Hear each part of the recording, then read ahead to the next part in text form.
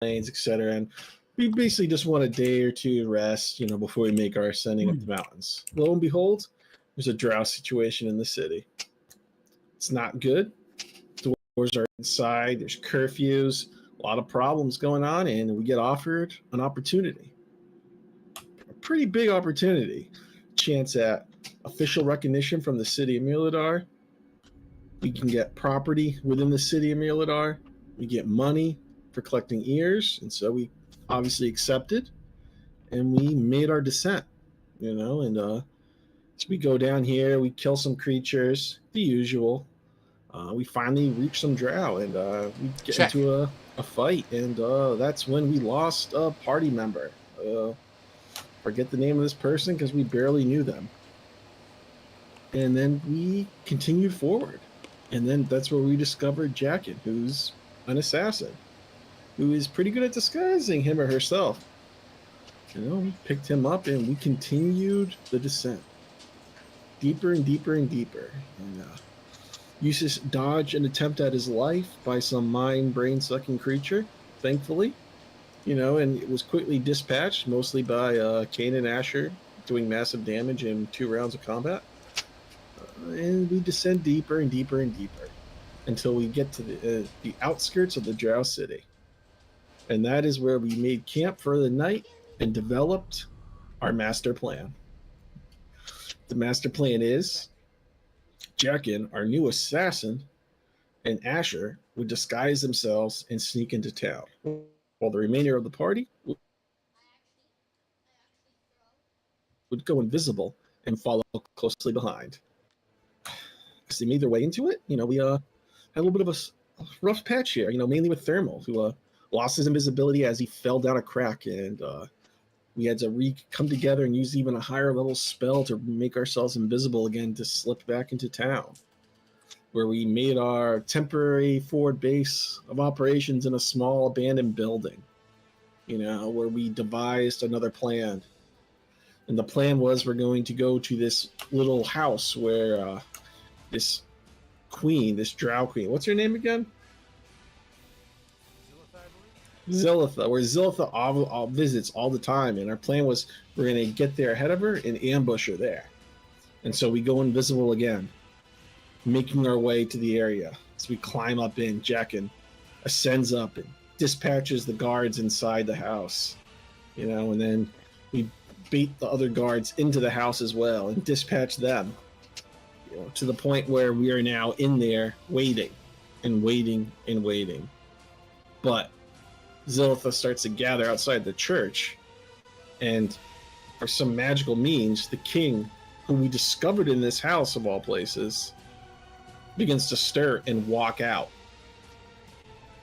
Having to come up with an immediate decision, we decided we were going to somehow break the king out. And that's when Eustace casted Dispel Magic and was able to successfully break this link that was binding him. But this also made everyone aware that something was wrong. And we took the king and we ran like hell. And we ran and we ran and we ran. And we ran into a lot of drow, and combat ensued, and we were moving around, bobbing, dodging, and weaving, fireballs going out, massive melee cleaves cutting 3 drow or more with one swing as we move and move and move and move our way out. And that is when Zilitha or someone unleashed something powerful that destroyed the bridge we were all standing on. And that is when the 4 of us, Eustace, Thermal, Asher, and Cain, descended into shadow, while Oscar, with a king in his grasp, was flying above. And after dealing with a simple shark situation, we started to sleep. And as we were sleeping, and right before Eustace casted his shell to go into in blackness, he simply shouted out, "By the way, guys, Thalia's still alive."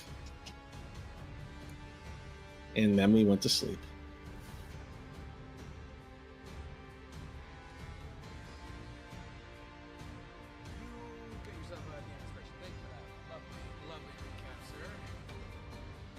I feel like we missed a few steps here. Definitely did. If you wish to fill it in, that'd be great. I don't exactly remember what happened, but we definitely broke out and tried to escape the whole city, and we fell down. I think I like the cut my bridge internet fell cut out. out because I said all that stuff. Yeah, I heard him talk about yeah. the run-in. I heard the bridge collapse. Oh right, we were on a rock. I remember. Okay, never mind. Yeah, we were on the bridge collapsed and we all fell. Yep, that's Except for Oscar, who's flying with Oscar, the king. and Jackin, who just said fuck it and ran somewhere else. Yep. Because Caleb's like, I'm tired of playing this character. Goodbye. It's not my fault. Jackin had a mission. She was gonna make sure Zilitha died. Like, Yeah. I'm pretty sure Zilitha all mad that she lost the king and that she couldn't prevent us from leaving the city, although she did knock the bridge out from under us. That was her moral victory. Meanwhile, Jackin's hiding in the shadows like, when this bitch goes to bed, I'm gonna pounce on her like a hawk and be like, Can I just point out the fact that 6 skunkle-fucked retards like ourselves made this super powerful drow bitch look like an idiot because our dumbasses were able to Leroy Jenkins through the whole fucking city with this goddamn dwarf king that she's just been like Gollum precious over for God knows how fucking long. And we just were like, fuck you. Ran out with this bitch, and now she went from like, I'm gonna be all powerful too. Damn, that's awkward. yeah. Not only that, we killed a lot of her guys leaving the city. Like, it's not like she. Like, She I did- think she I lost like a- 60 people were killed. do what? About 60 people were killed. That's Yeah, a and tenth. I killed about 2 or 3, like about 2 dozen of those sons of bitches with exploding arrows. I mean, she had what 500 drow under her command in that city. Like, we killed like over a tenth of her people. Like, Yeah, that is not a good look for. That is not a good look for the all-powerful leader here. These fucking like people killed 1% of her army. That we know of.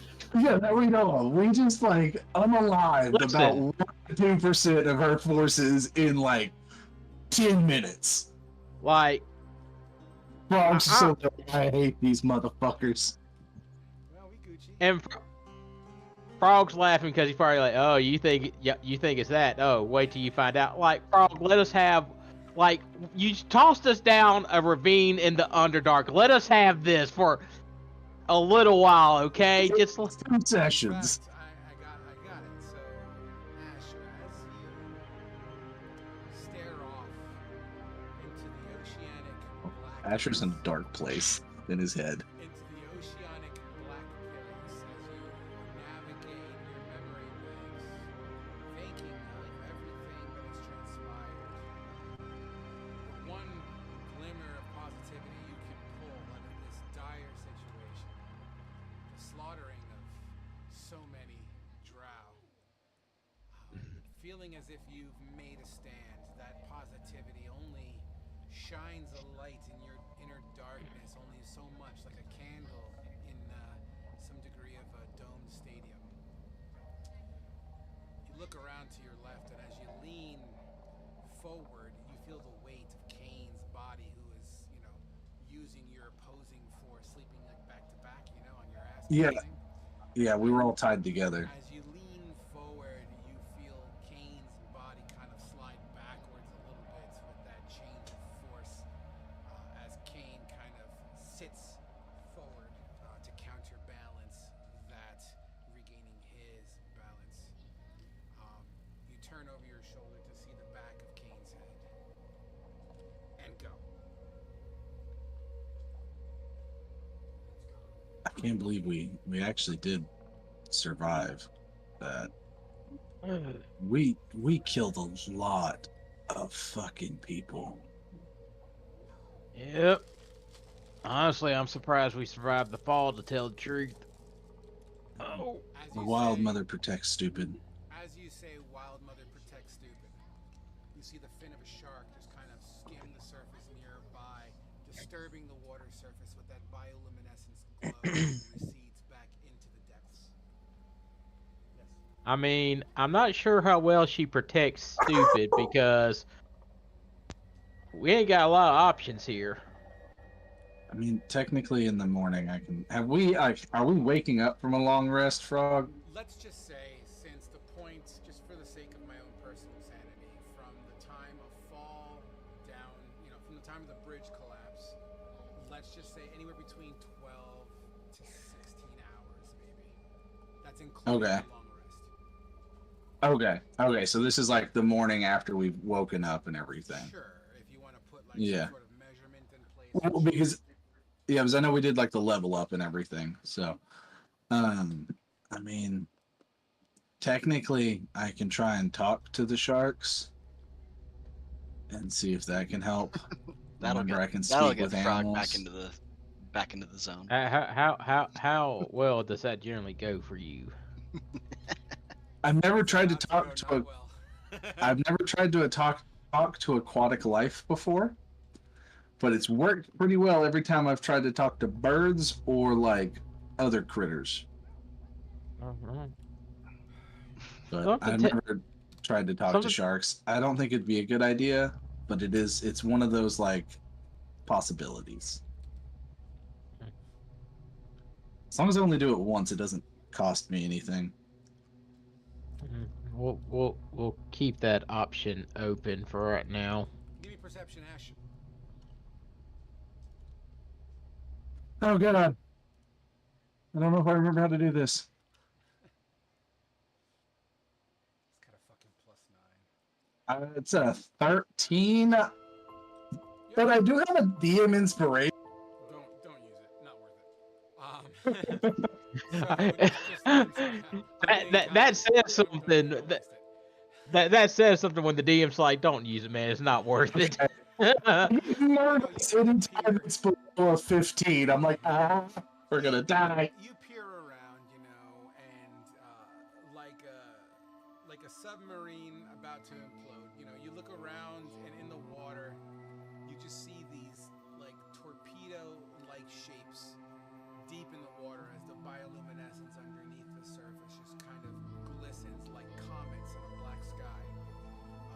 Too deep for any audio to fully penetrate in a way that would be relatively coherent. You are welcome to put your face in the water if you'd like. If you feel like it. Asher is smarter than Josh is, so Asher is not gonna try and speak to the climb into the water and speak to the sharks. Wait, you saying you as a person would though? Listen, I might try and play with the ocean puppies, okay? If not friend, why friend shaped? Okay, that's all I'm saying. Are sharks really friend shaped? They are. They really are. I love sharks. Okay, They're actually the actual shark template. Their language is nothing. They don't have it. well, yeah, the speak with animals lets them magically understand whatever language I speak for 10 minutes, and they can communicate back. It's So. it's kind of like when in Critical Role, Jester used sending to talk to the dragon turtle. It doesn't necessarily have a language at all. It understands the feeling and intent, and it can equate that back to them.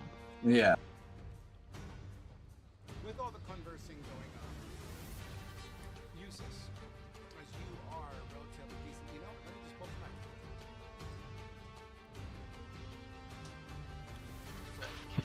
Eustace, you okay over there? Wait for the map. Oh, that's not the map. Sorry, they don't have a lot of space to read your entire map name. So just give me a moment here.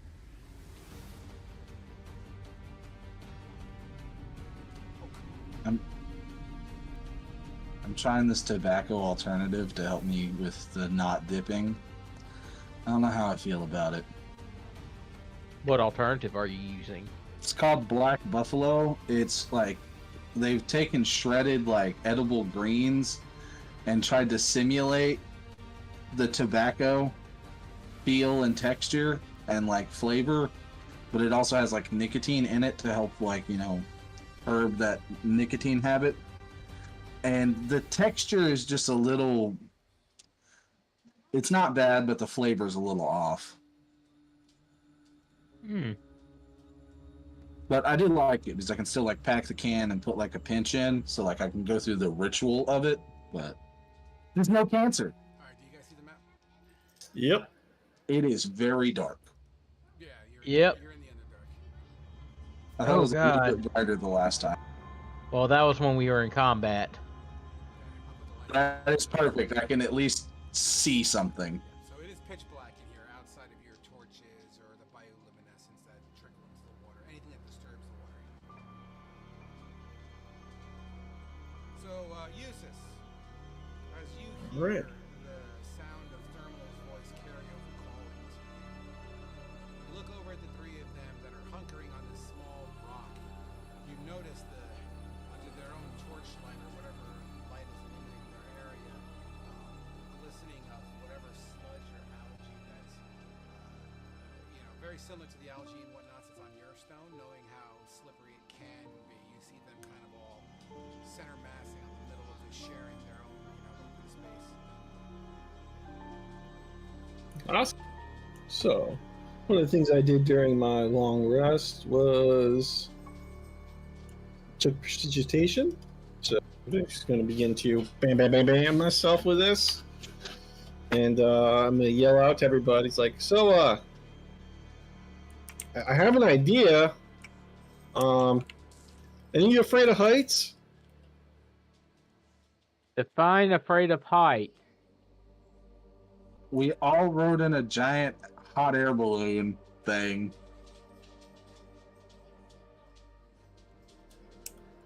All right, well, I think I can fly us out of here, but I don't know if we can all go at the same time. Oh, how? Yeah. Because this is useful information. This is very useful information that we need. Well, I can transform myself, basically. Into what? Well, quite a lot of things actually. Like a really big bird? Yeah, I guess I could probably pull that off. Like a really big yellow canary looking bird? Yeah, not my style. My joke. I know a friend. I have a friend that can turn into an elephant. I mean, Snuffleupagus. yeah, if you can get us the fuck out of here, turn into your big ass bird thing. How long can it last for? Should be more, it should be more than enough time to make 2 trips. How many trips is it gonna take? Just 2. All right. I mean, I'm not against the idea. Yeah, take Thermal and Kane first and then come back for me. Will you be able to see in the dark? Yeah, I think I might need you for that. Okay, well, as long as you get close to me, I can make it to where you can see in the dark. All right, so we'll go Thermal, Asher, up first. Asher on the back. Maybe use your rope, Thermal. I'll grab you with a claw, and we'll drop you off up top, Thermal. You got to hide somewhere until we come back. Is that all right? I can try to do that. All right, you guys ready? Yeah. All right, I only had to use this spell once before, so hopefully this works without a problem. Hold on, Eustace, before you do that, let me double check something. I need to see if Eyes of Night says creature or humanoid. I believe humanoids are still considered creatures, if I'm not mistaken. I'm talking about Yeah. his big bird. Okay, it's willing creatures. All right, you're good. I didn't know All if it right. had a specification where it had to be like a person that I could share it with, or just creatures in general. So okay, we're good. Man, I hate this one. And as you can see, Eustace also this black energy starts to pulse out. If you can, I don't know. Well, you can see color in this darkness, but and some moments go by, and all of a sudden, there's just a big bird just perched on this rock over here. And now I'm going to fly over to them. As your wings gust, the wind disturbs the water, and you see like the equivalent of the wind kind of just disturbing the bioluminescence as it pushes out onto the water surface. Like ghostly, like it's bright enough in the bioluminescence that anyone without dark vision in this situation would just see like blue trim in silhouette of these bird wings coming closer, like a dark angel. As you get closer, Eustace hovers above. Who are you gonna grab first? Asher wants to jump on the back, and Thermal's going to get grabbed with claws. Thermal, a set of heavy claws kind of squeeze you tight enough that it almost feels like a bear hug.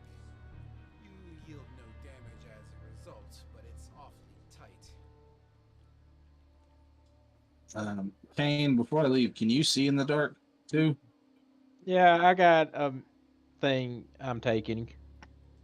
Okay. Not well, very well, not as well as you, but I can hold see. on. I'm assuming Eustace's bird is like hovering within, like we're all within 10 feet of each other, right? With Yes. cool.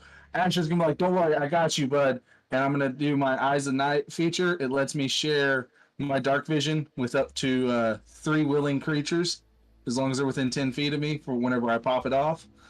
So, for an hour, Kane, you will be able to see 300 feet of dark vision.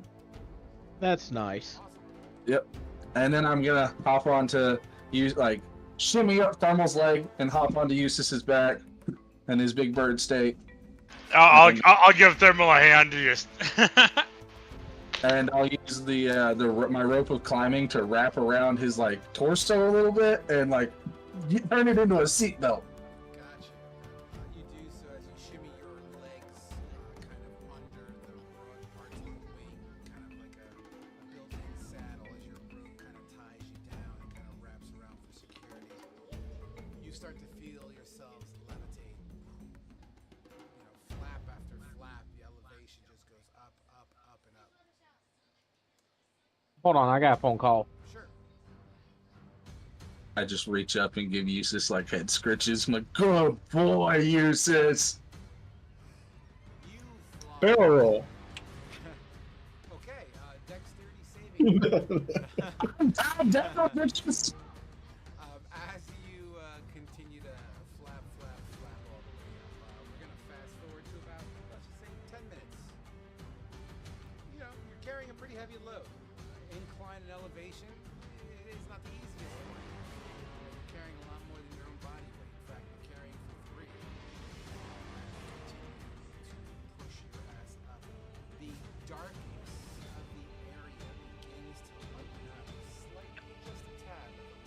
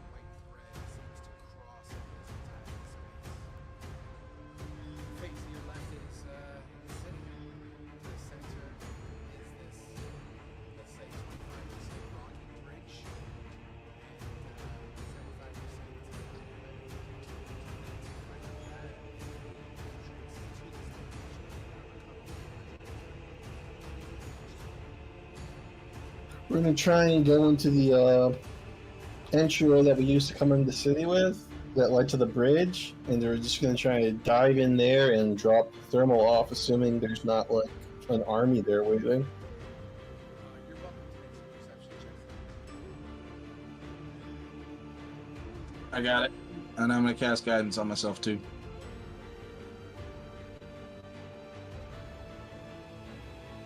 Oh damn, nat 20. I haven't had one of those in a while. I got an 18.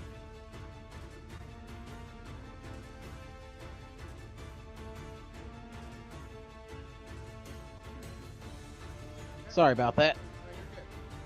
Essentially, they're up there. They see the bridge.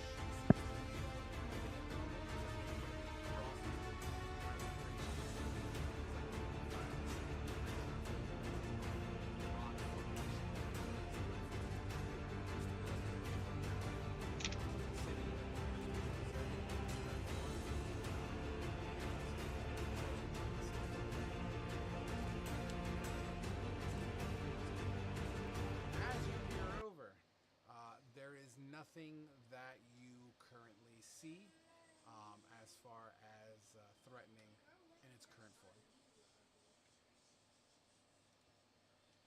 Sweet, we're gonna kind of pop in a little bit and drop thermal off and do a U-turn and go back for Kane. See you in a bit. And I'm So- gonna Hide well. I'm gonna cast invisibility on myself. Alright. As you hop down, you cast yourself some invisibility. Asher, you see Eustace's body in bird form eventually exceed your line of sight and just vanishes into the darkness as it dive bombs back down. Asher's still with me, by the way. Oh, he's still with you. Never mind. Yeah. Thermal Yeah. didn't see that. Dive bombs down. You feel your nuts in your stomach for a few moments, as if you were on a crazy fucking wickedest roller coaster first drop that doesn't seem to end. Eustace is giving me some fun ideas for what we could do outside in combat. This is gonna be fucking cool, man. Yeah, this thing happening again. I have superiority, motherfucker. Out of curiosity, and I'm not going to be a complete douchebag about this, but roll me an acrobatics check or an athletics check, whatever's better for you, Ashley. Let's have a little fun with this. Acrobatics. Can I do guidance on this? Absolutely.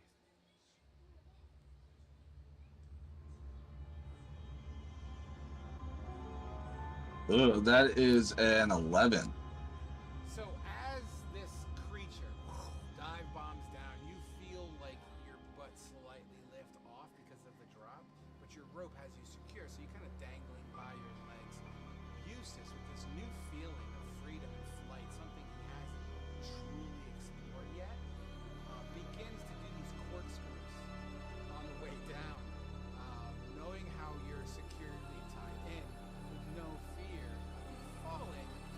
Unfortunately, the G-forces that are on your person as you're doing it, your hands are like flailing in a corkscrew formation. As you continue to spin down and eventually Eustace levels off. Good job on the Hank Hill scream there, Frog. Thank you. Thank you very much. That was fucking cool. Yeah, there's not much grace to it, but you enjoyed the ride. Oh yeah. Eventually, you see.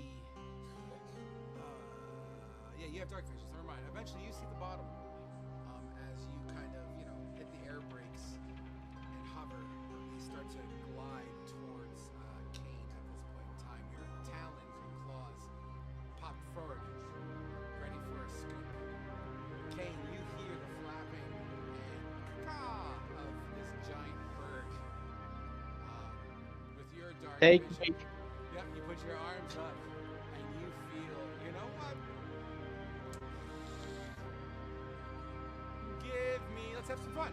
Give me a grapple check, Eustace.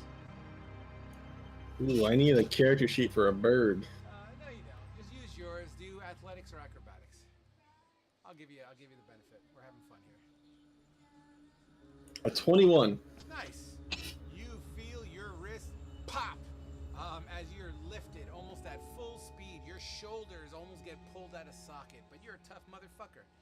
And you hang on as you're literally dangling from your hands and being flown up, legs in the breeze, and kind of swaying back and forth with air pressure that seems to push past you. And all you hear is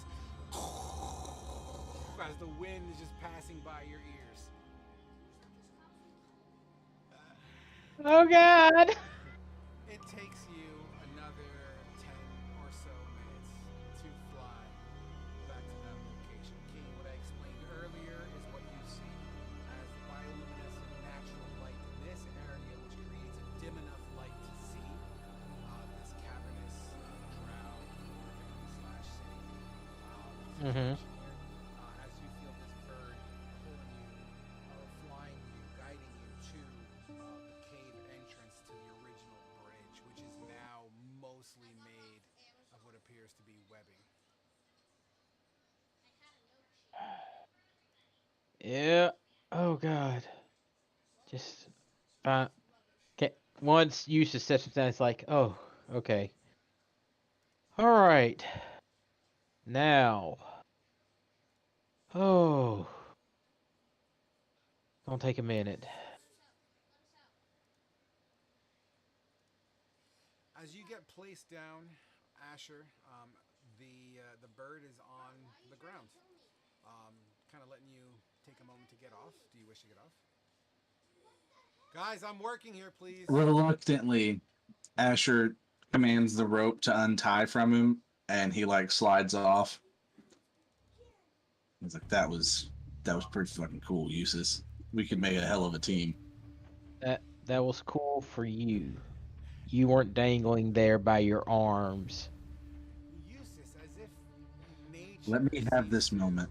as nature seems to, I don't know, he seems inclined to naturally take his beak and kind of go under his wing and begin to kind of pulling on his feathers, almost as if he was oiling them up. And for a moment there, Useless is like, what the fuck am I doing? In bird head, of course. Nevertheless, Useless, you see your friends on the ground, and you're still a bird. What do you wish to do? Now that everyone is off and secure, uses that palm spell effect's going to fade away, and like the bird starts to glow black, and the glow gets more intense where you can't even see the bird, just the glow effect, and the glow effect gets smaller into the silhouette of a person, and then you would see Eustace. And Eustace is kind of like going to look at his hands and kind of clench his fist and be like, "That was cool." And as Eustace would say, "Feel good, much better than before," And that's when Eustace is going to cast his mage armor, which will simultaneously activate his arcane ward, and it's and you would feel the shockwave from it as it kind of pulses out slightly, with an aura now around him slightly for a moment. And then Eustace would turn and say, "Let's go find this bitch." As you say, let's go find this bitch, you put on your mage armor. You have a invisible dwarf there. You have Kane, you have Asher, who's, obviously on the same page, ready to go. But it's at that point in time, Eustace, that you actually feel the pieces of pebble that an arrow chipped off right next to your feet seems to be coming vertically as it misses. And for some reason, the audio keeps on cutting in and out, and it's pissing me off. The music. I heard you. I was just waiting for So, Usus to are respond. you telling us like it felt like Eustace You're being feels shot he's being at shot at? from places you can't see at the moment because y'all failed your perception checks. Can Asher try and look and see if he can see where the shot came from again? I mean, it's clear it seems to be coming from above. I didn't get a perception check, so You're welcome to try one if you want one. sure. Thermal will Let's see. try looking up as well.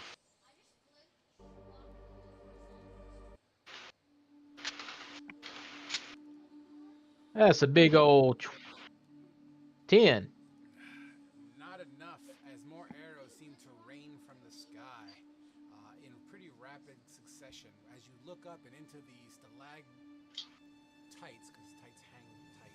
Yes, Titan. As you look up into the stalactites and all the dark crevices from God knows how high up, you just keep on hearing arrows clink, clink, clink, clink next to you. We need to move. Where's Thermal? He's invisible. He'll be all right. Let's move.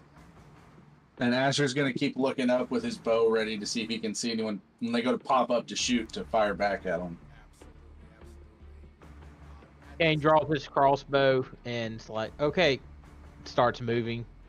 I'm guessing we're heading back towards Miraladar. Yep. So You hear a shout. What sounds like you hear a shout in Undercommon, echoing through the cavern. Although it sounds drowish, it has a different timbre to it. Unfortunately, you still are unable to see where it's coming from because of their insane stealth checks. But yeah, you'll hear it. And on top of that, you also hear the jingling, jangling, what sounds like webbing from across the way. Question. What did they say? Intruder. Here they are. Okay. Stuff like that. Does it sound like the way Kevin talked? Yes, it absolutely does. Okay. So that's a callback from a long time ago. Asher's just going to look. Kevin! Nothing. No one. No response to Asher yelling, Kevin. oh, I know. I mean, I'm Kevin's the Drider.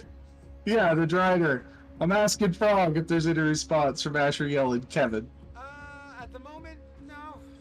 No, as you're hauling ass, you yell Kevin. I'm okay with that. They are still volleying, though. And in fact, we're going to take a quick volley real quick.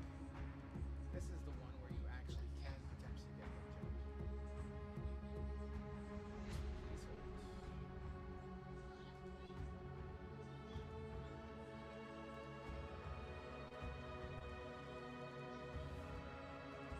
Alright, so I have those numbers here. How many of you are? 4? Yep. And one's invisible. One's invisible. So let's just go with 3 for now. Fate, you're 1. Kevin, I almost said. Asher, you're 2. And George, you're 3. Oh, And then if I roll a 4, they will naturally miss. Alright, here we go. We got a 1, a 4,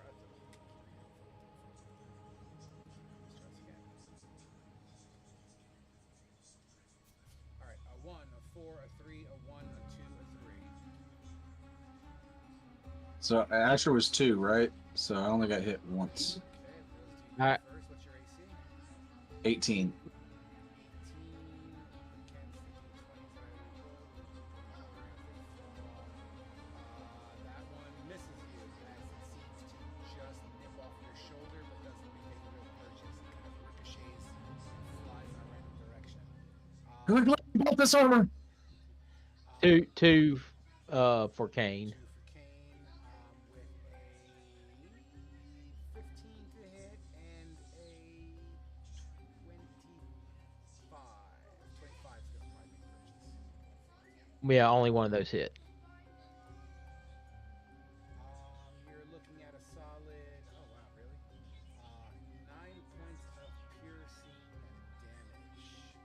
However, as it seems to chunk into the back calf area, as it chinks into your armor, it scathes you a little bit and you start to feel your skin burn for an additional 5 points of poison damage. I'm immune to poison. You lucky son of a bitch. Beautiful. So 9 points of damage. 9 points of pierce. All right. Mostly received through your armor. Okay. And anybody else get hit? I got Usus got hit twice. twice, which will be the next two dice, and that is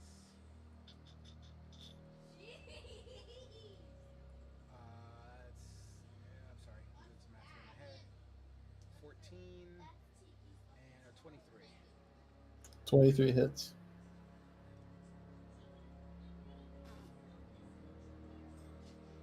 Thunking into your cloaks and robes and your cloth. 8 points of piercing damage is received as it seems to scathe you as well, with an additional 4 points of poison. So 12 total. Okay. As you look over your shoulder, I will give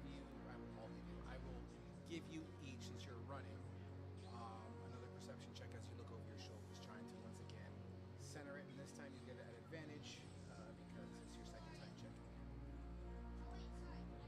I got a 28. That might do it. I got an 18. I got 18. I think 8.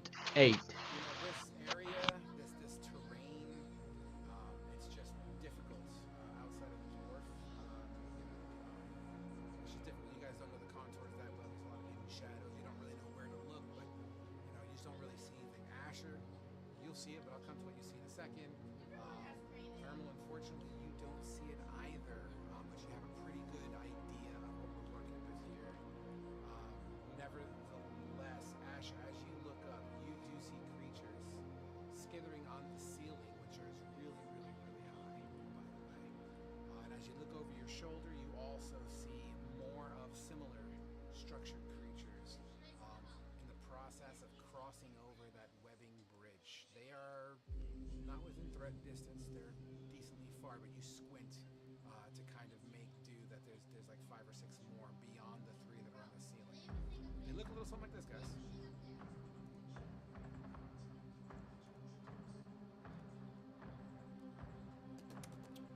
soon as I find the proper Discord.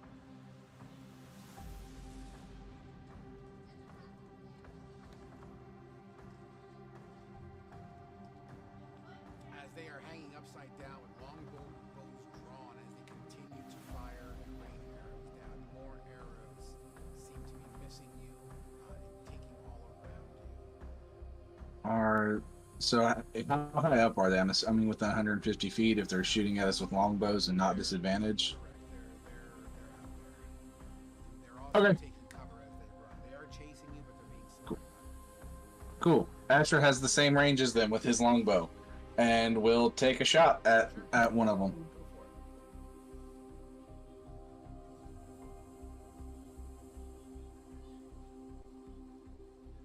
it. 21 to hit.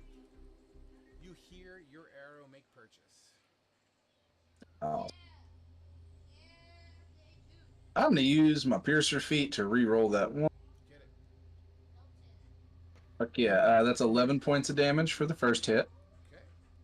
Would this proc my Dread Ambusher where I get to make 3 attacks, or would I just get to make 2? Just do 2. We're not in official combat. We're just on the fly. Okay.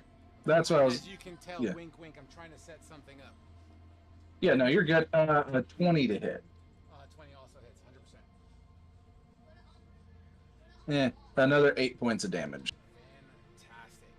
So Hearing- 19 total. Hearing the squelched carapace breaking and the screech of pain, more arrow volleys lead in your direction. I assume you all are continuing to run at your fucking top speeds. Oh, yeah. Yeah. All right. The cavern begins to narrow, and the ceiling begins to kind of slowly come down. You are in sort of familiar territory. You've been here before, so you kind of know what to expect. The twists, the turns, the ups, the downs, the vaulting over stone and rock, the passing of glowing fungus and mushroom, the bioluminescence and the darkness that seems to just loom through this whole area, the smells, the dankness, the metallic earth-like sense, and the moisture that just seems to corrode your lungs as you inhale this dank air, thick air. You're using... Hold on a second. Guys, if I have to tell you one more time. Well, good. Sorry, my son is like playing VR and he's like shouting at the VR for some reason. Nevertheless,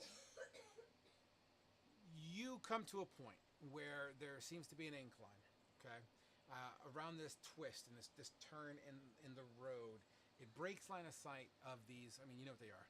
These driders, as they continually push, and you hear their legs clicking and clacking behind you, just like trying to catch up. There is a climbable surface at this point in time, so you kind of make yourself to a wall. Not going to say a wall, but there's like a 30-foot incline that you'd have to ascend to get to the next level here. So we're going to start you guys off kind of at the base of that as you're running and trying to avoid all these driders' arrows. I'm gonna so we're climbing up a steep incline. Well, you'd have to get to where you need to get to, i.e. the sewer system that you came in through.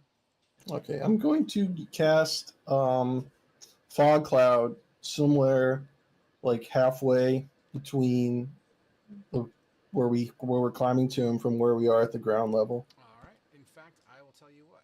Here's what we're gonna do, guys. If y'all let me go up first, because I have a climbing speed and I have the most movement out of the four of us, I can get up there, attach my rope, and then just throw it down, and then everybody has an easy time climbing up. Because it gives advantage to it makes it easier to climb up shit.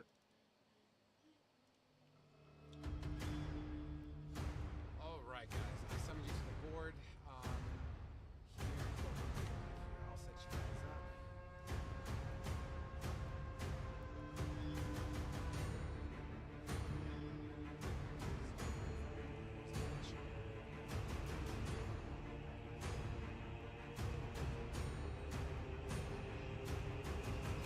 I like the music.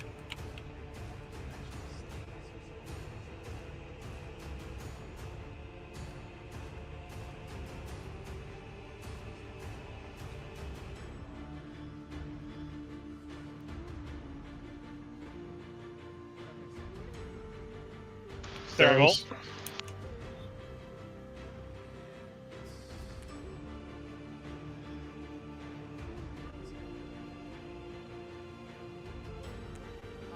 Caleb, you said you shared this.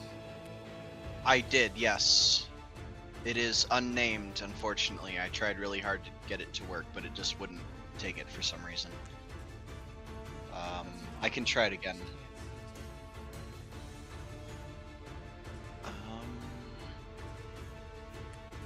Here, let me try to refresh it. Oh, look at that. It actually separates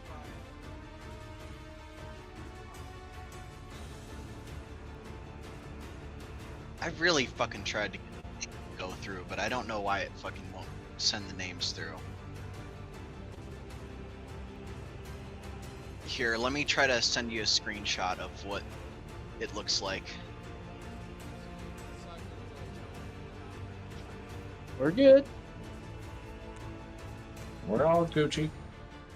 How do I turn off flying?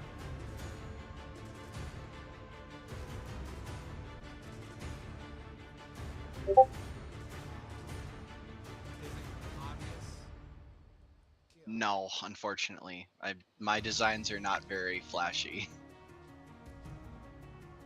Hold on a second.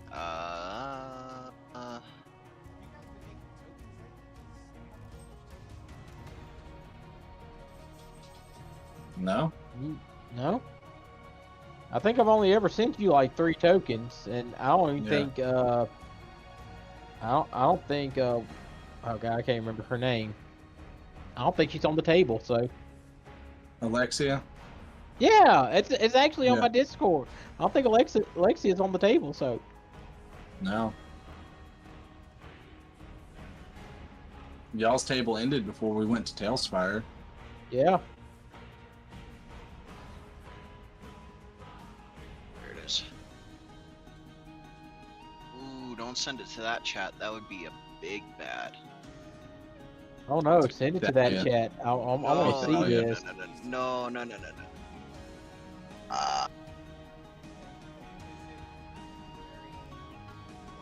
It's very white, yes. Yes. That's the one. Here. Yeah. Okay. I'm sorry, Frog. No, it's all good. If anything, I'm sorry. Is it gonna have a name like Penitence to where Frog cannot fucking pronounce it to save his life?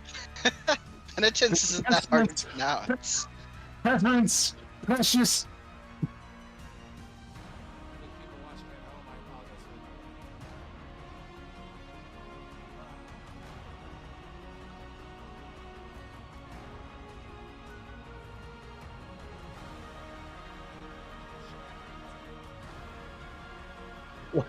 Wait, what was that name?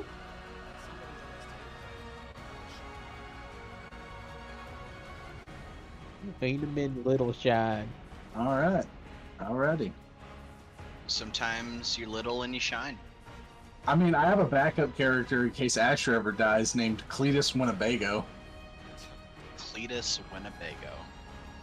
That sounds like a You went full dwarf. redneck with that. I did. He is a redneck who doesn't trust the government. Do you got Lone Star 1? Oh yeah, he's full on like doomsday prepper in D&D who doesn't trust the government. All right, I got him set up. Sorry, guys. So here's the deal. And just on a side note, it's funny. I don't have to do that, but my next character, because I got killed in the Queen's campaign, and I made him a wrestler, and I named him Jonathan Raymond. John Raymond. That's fucking cool. Anyway, so Please, Winnebago is trademarked, so copyrighted. Y'all can't steal that name. Go fuck yourselves. Because we were flying whenever we were in your aquatic hellscape. Because that's the only way we could be above the water. If not, we would have sank down to the bottom. so since Ash is going to be the first one up, Oh, do you want me to roll initiative too? we're not at initiative yet. We're about to be. Okay. All right, got it. Oscar's just lost in the tunnel somewhere with a king that's half conscious. Yeah, Oscar never actually made it out. Well, Oscar and I kind of talked about what he's currently doing. Don't worry, he's doing things right now. He may not be talking or but he's definitely working on something. Speaking of which, I'm gonna need those 3 things that we discussed, Oscar. We're gonna make it back to the city. Our deaths were greatly exaggerated. So, while we're The giant slayer lives. yeah, go ahead. Everybody roll initiative. Everybody. Yeah, everyone except for Oscar. Got it. 21. All right. I got a 24 because I used my Man. vigilant blessing. I used my chunk dragon dice. Sexy. I'll be your I chunky really dragon. shouldn't be that. I probably shouldn't be. But I like them. All right, dude. I'll have to look into it. Here's what we're gonna do. Asher, naturally, you're first. You're always fucking first. As the cloud of fog begins to kind of radiate around the area, your visibility comes to damn near nothing. As this entire, you know what, I should probably turn that on now because I think that Wait.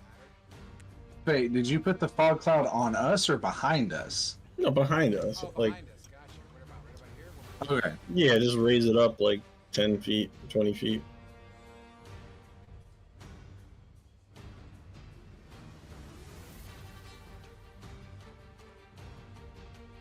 Fucking glorious.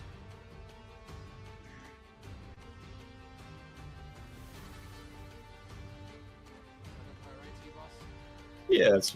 Yep. Alright, beautiful. And behind you becomes very, very obscure. The sounds of skithering driders do seem to come closer. They're not being all that stealthy about it, but they're there. They've been shooting at you this whole way. So, Ashley, you're up. All right, because Asher has now 45 feet of movement, this is his first round of combat, and a climbing speed. He's going to scurry his little ass up the cliff or wall thingy, and I'm up there at the top. Check some.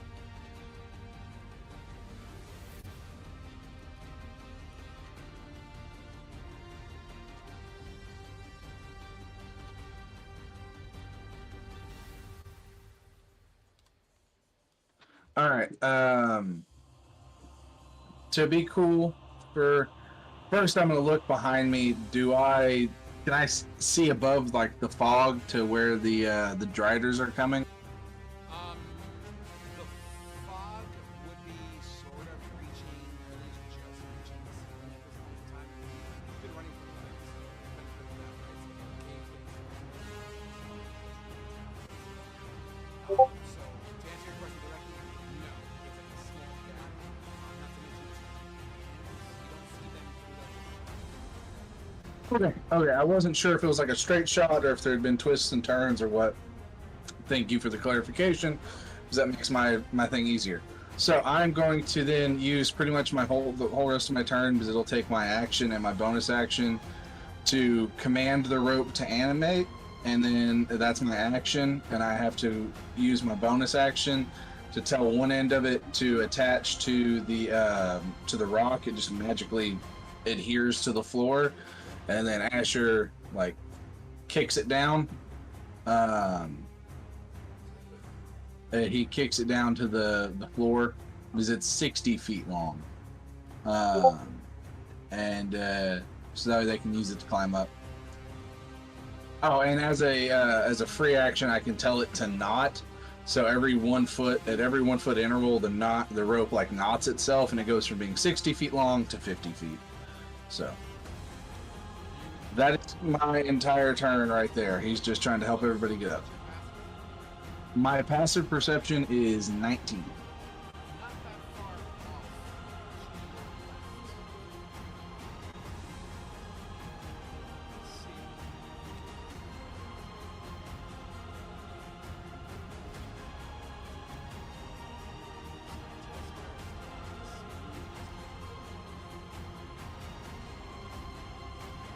Isn't it still technically in beta? Yeah.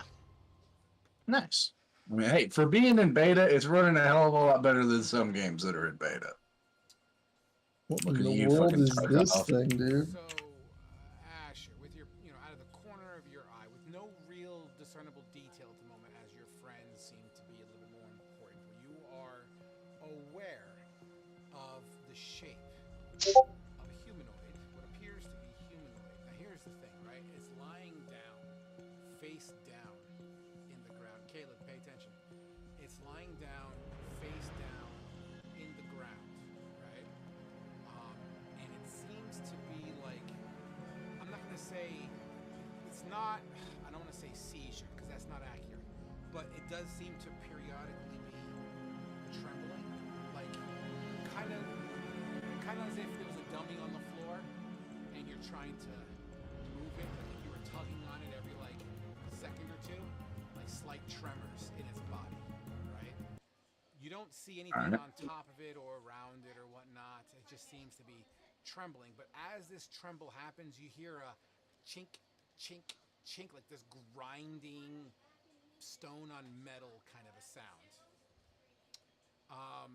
As Asher would look over Caleb, as this character is face down in its current form, what would he see? It looks like a fallen statue, but it's wearing real clothes. But like the skin of the statue is stone. Also appears to be very ornately dressed. It also kind of appears to have actual hair coming out of it. And it does appear to be very feminine. And it's also seven feet tall. Of course it is. Of course it is. You have to have your fucking thing built like a brick shithouse. You have to have your big ass dommy mommy. We got it. I know. Everything's that you create's gonna be 7 foot tall and built like Snoo. I love you, Well, buddy. I mean, it seems to be Asher's kink, so Yeah, It's Caleb's exactly. king, not Asher's. Caleb's king.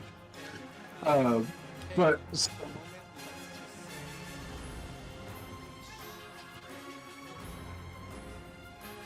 Sorry, what'd you say?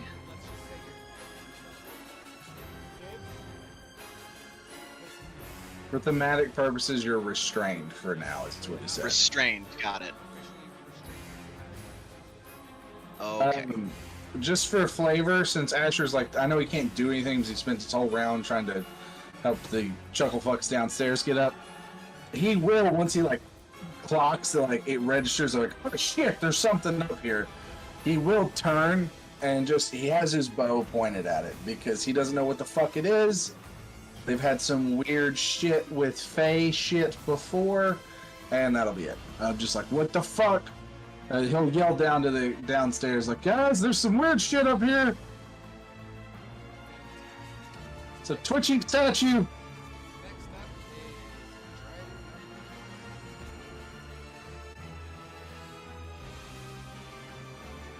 Oh, are we in pitch black up here, Frog? Fuck yeah, Asher's invisible then because of his umbral sight. If they're relying on dark vision, they can't see me. So, get fucked, nerds! I'm really excited to be playing D&D. I've missed it. I have to. No, you're good, all man. good. I'm just glad to have you guys back. I missed y'all. I was. You're up. All right. Oh, I can actually. Yeah, obviously I can see the spider, but I can't really see him. So I'm going to kind of jump up in the air a little bit, like a little hop, and I'm gonna click my heels together, activate my boots of speed, and I am going to ascend up the rope.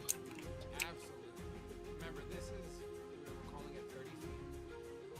As you're about 15 feet up the rope, you know, check it's a rope, climbing in that. What exactly are you wearing on your persons right now, Faye? In particular,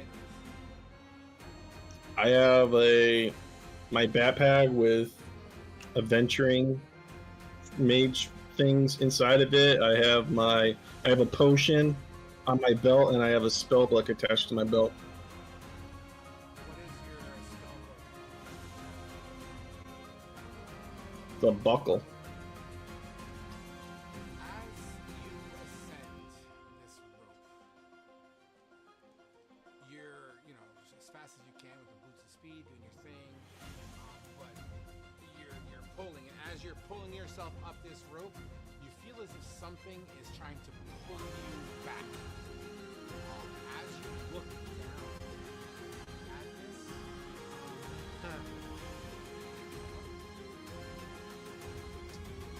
this red, you don't see how it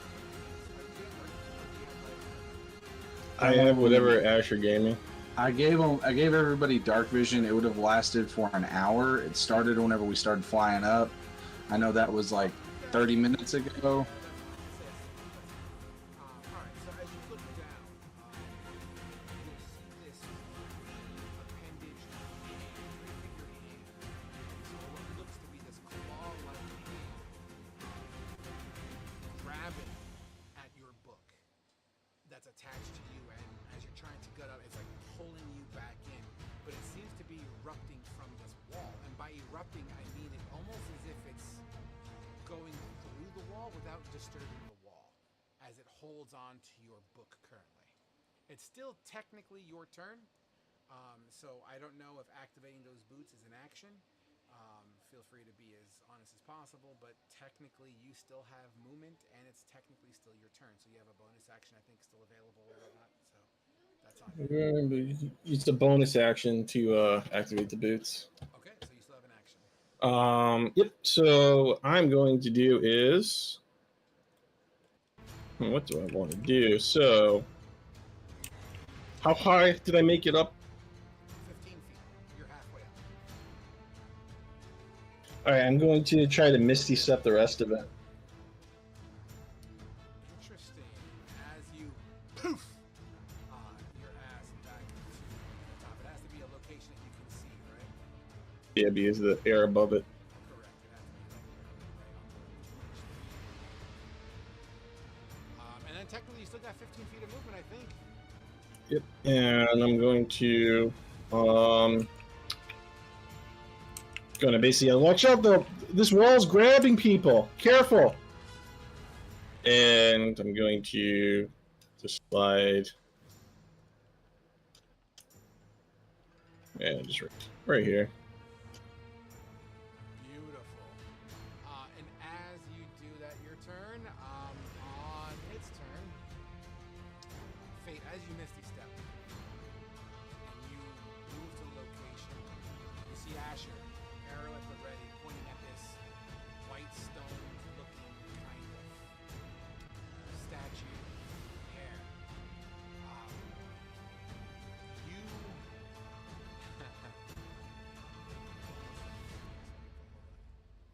Frog, before we do anything, with the description of Caleb's character, I forgot I still had like 15 feet of movement. Could I do that right now, or because it was only 30 feet for me to go up, and I had 45 feet of movement? Okay, sorry, I forgot about the rest of my movement. Fate. That's working. As Asher's back is statue, as you feel like you just hit some sort of trap, you feel a tug at your belt again. And as you look down, that same hand seems to be coming from under you, holding on to you. As it's grabbing, the rest of it seems to be pulling itself out of this earth. This earth itself is not, what's the word? It doesn't seem to be disturbed. It's not, as it's coming out and revealing more of its body, you don't see like a hole, you know what I mean? Like, you know how Umber Hulk's barrow through shit? This seems like it's gliding through that as opposed to disturbing. It's like it's ethereal Not quite. or incorporeal, where it's like Not quite. not solid. Is that a big ass mimic? It is not a big investment. In fact, I'll send you a picture of what it looks like. We're fighting a stone demon. Jesus Christ, what the hell is this? At a more direct glance, that's kind of what it looks like, gentlemen. General chat. Is this thing literally made out of rock and teeth? And as it holds onto your book, it begins to attack at you. I'm actually not giving it one of its attacks because they grab at your book. So this is not a full attack, but this is going to be what he has left of it. Here we go. Frog, just heads up for the stream. Apparently, we're all good, but your audio is really quiet and the music is drowning you out. My usual viewer is telling me that. Hey, Frog, would I be able to see Fate from this angle or no? If he didn't move his additional 15 feet, I would have said yes, but that's not the case here, sadly. Gotcha. Yeah. Check 1, 2. Okay, that audio should be a lot better now. All right, so it volleys with 2 additional claw attacks and a bite attack. All right, Fate. The first one, the claw swaps at you for 15. I'm gonna shield. As you shield, the second claw digs into this this atmospheric kind of magical glass, cracking it slightly. It tries to pull you in as it leans its head forward with this gaping razor-like maw of a mouth and crunches around the outside of you, but only the teeth pierce through that little atmospheric shield, crushing down, not making full purchase. It is still holding onto your book with one of its free arms. Next is Drider number 1. who will move, and you know what? He's actually going to go 30 feet. Well, you don't see it, but you can see through the sphere, right? Technically, we We like can. we In the can, game, but we can. in game we can't. Yeah, as players, but yeah. So, he is going to climb up the wall 30 feet. So he's technically on the side of the wall. He's flying to represent his height, but that's where he is. But he dashed to do that, so he can't make any attacks. Caleb, you are up. Here's what's happening. Let's ignore everything that's happened. So here's what you're happening. You feel something grabbing you at your chest and teeth trying to chew away at the nutritious minerals that make up your body composition. And that's why you're grappled / restrained. Yeah. Okay. But you are a full character. I would like to break the grapple. Go for it.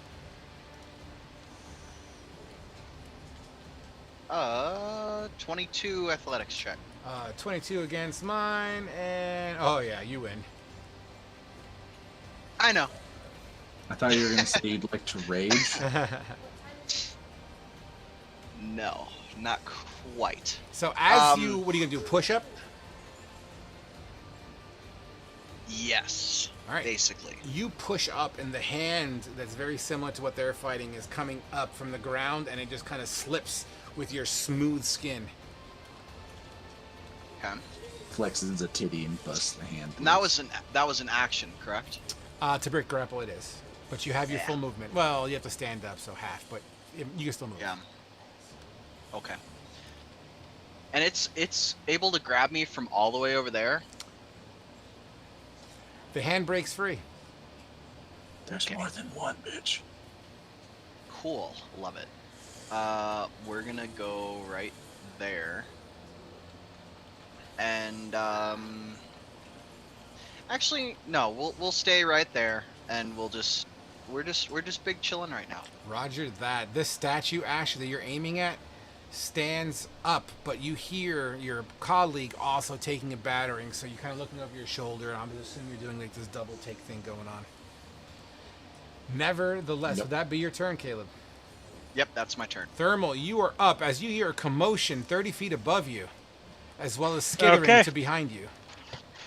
I'm gonna do a wonderful thing. I'm gonna do a giant's might and enlarge. So I become a huge creature. Awesome. A huge creature, boom. They changed the tools on this. Fate, there's like so many more options now. Then with movement, I'm gonna actually vault over the wall. Oh, wow. Yeah, because I guess you're kind of 20 feet tall at this point, aren't you? Yeah. So I'm just gonna place my hands on top and just lift myself up. Yeah. You know what? I'm okay with that. So we got 10 feet. I am going to say your initial movement, however, let's just call that a full 30 for the climb, the grab, the pull. For sounds fairness. good, yeah. Unless you want to dash, then you can definitely do more. But let's just say up to there would be a fair 30 feet. And then I'm gonna use action surge. Okay. Since I see this big ass creature, and start a swinging. Get it, boy, get it. Was kind of hoping you just pick it up and throw it at a drider.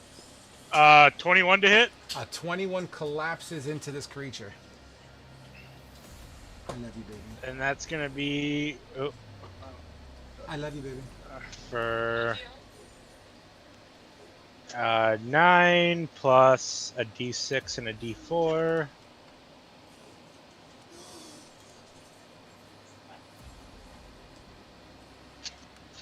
That's going to be 14 damage on the first one.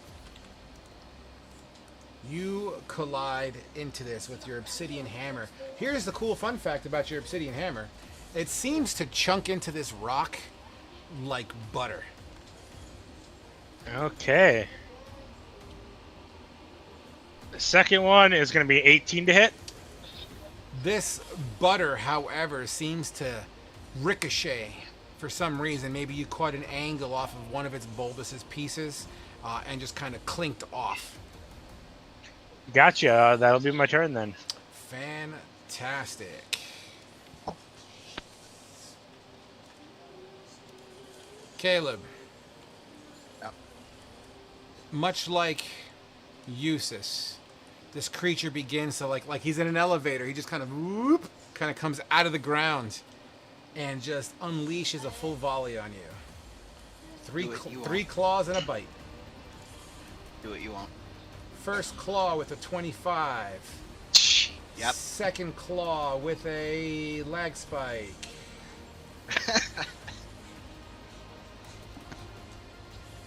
What the fuck? Am I the only one lagging here? Can you guys hear me? Yeah, I hear you. I can hear you. Second claw. Yeah, I haven't There had it any is. audio issues from you, Frog. Second claw with a 12. Third, That one does not hit. third claw with another 25. Yep. And then the head leans down to chunk you for 16. Nope. Alright, so 2 claw hits. You feel your hard, stony-like outside get shink for about, that's actually a total of 20 damage. Okay. And that is its turn as your beautiful white stony outside seems to be scathed. Okay. Kane, you are up as you hear this commotion. All right. Well, Kane's gonna make his way over to the wall and send upwards. Oh dear God! Okay.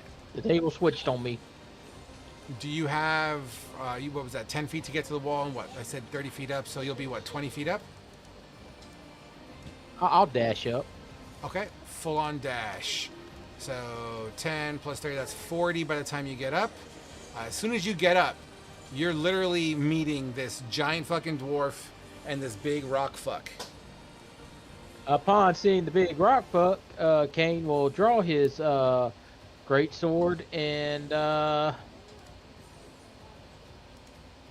use his crimson right to put lightning around it. Beautiful, and that's a bonus action, right? Yes, Fantastic. Would that be your turn, sir? that will be my turn. Got you. Drider number 2 peeks through the fog looking up and will shout in Undercommon. For those that speak Undercommon, they're up there. Round 2, Asher. Take us home. All right. Seeing the big ass fucking thing right there, Asher is gonna be like, "Ouch!" Yeah. To here, I'm sure I'll get an opportunity attack against me for moving.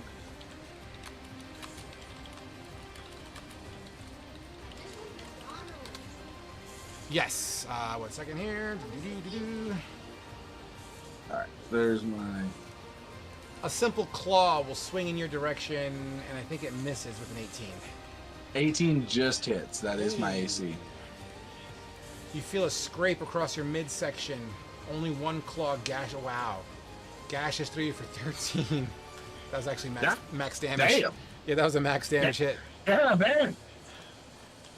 Wow. I'm glad I got 89 hit points. Lucky me. All right, Asher's gonna be like, "All right, you little fuck," and I'm gonna use bonus action, cast Hunter's Mark on the sumbitch that just tried to take out one of my fucking kidneys, Go for it. and then I'm gonna shoot the sumbitch. Oh, so close to a nat 20. Oh, dude. 31 to hit Yeah, that misses. for the first. No, I'm just kidding. It hits. That's adorable. I'm gonna use my piercer feat to reroll that. Get it. Oh, fuck yeah. 12 plus a d6. So the first hit does 18 points of damage. And now I'm going to shoot that motherfucker again. For a 23 to hit. Yep, hits. I fucking love you. Gucci. All right, that's A. Cool. So that's another 12 points of damage. And that will be my turn. I've got like 5 more feet of movement, so I'm just gonna do that and then I'll be done. Roger that. As your arrows blast into this creature, what looks like this black ooze just seems to like cascade out of each one of your hits. Hell yeah. Drider 3 is up. And I believe he's the one that's in the back here. He will, he's going to move 30 feet here. And, I'm pretty sure I can't see while I'm in here. So I'm going to fucking dash.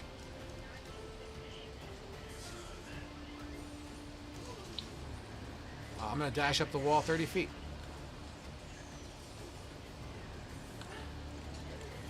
As they hover above the fog cloud with that small gap, there's not much more height that they can possibly go. Eustace, you are up. Alrighty. What are the rules for casting a spell while right next to an enemy? Is it good to do, or?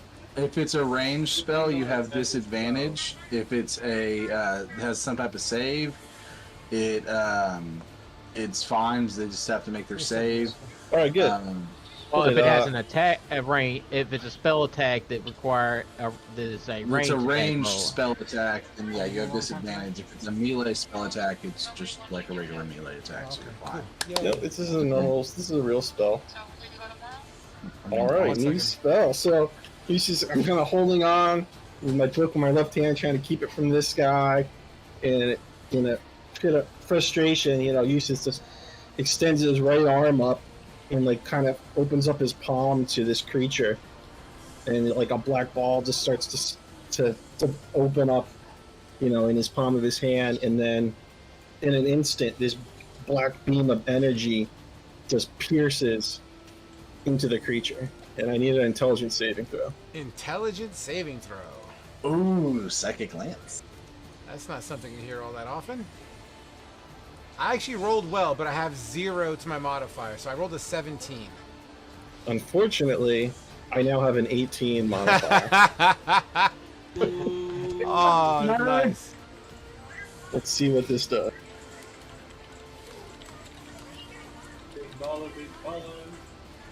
A 22 damage flies into the creature. 22 damage. And that's psychic damage. Yep, psychic damage. And the creature is now incapacitated till the start of my next turn. Incapacitated. So basically, no actions, no movements? As if he was Basically. downed. Yep. And everyone gets advantage. The arms fall, and the creature just kind of like turns into a rock, like almost like a rock statue. Think of a weeping willow, but made of stone. Yep, and now I'm going to use my movement to move. Let's see. Actually, let's do it the right way. 5, 10, 15, 20, 25, 30, 35, 40, 45, 50, 55, 60. Look at the pussy run, guys. Look at the pussy run. Alright, that's the end of my turn. All right. The creature that you just incapacitated is passing his turn. Drider number 1, having seen what's going on here, pulls back his longbow and fires at... Ooh, Kane, odds or evens? Odds. Odds it is. Going to you, buddy. Wait, who's it going to? You guessed right. Okay. All right, so where are you, longbow? As he cocks back, do you know that these fuckers get 3 attacks with this bow? Did you know that? Asher gets 3 attacks on his first round of combat with his bow. Just What's means what's their modifier to hit? not as good Better as than a yours. plus 12. Not as good as yours. So the first arrow flies at your direction, Kane, for a 21 to hit. The second one with a 24. Hit. However, the last one ricochets off the ground and into the blackness beyond. So 2 hits. On that second one, I'm going to use Cloud Rune, and actually it'll hit the creature next to me. Nice. Okay. Is it an automatic hit, or do I have to roll to hit again? It becomes the target. So when it hits, it becomes the target of an attack using the same roll. Using the same roll. So it's okay. So it hits him. Boom. All right. Cool. So I'll roll damage for this. Well, first let me do you first. All right. So 7 points of piercing damage, and the poison is irrelevant for you. And for the creature.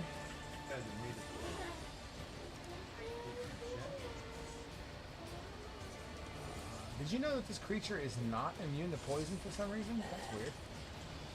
That's an additional 16 points going into that creature. This creature is oozing black, thick liquid from all the points of contact. It's not looking very good as it just seems to stand there. Caleb, you're up.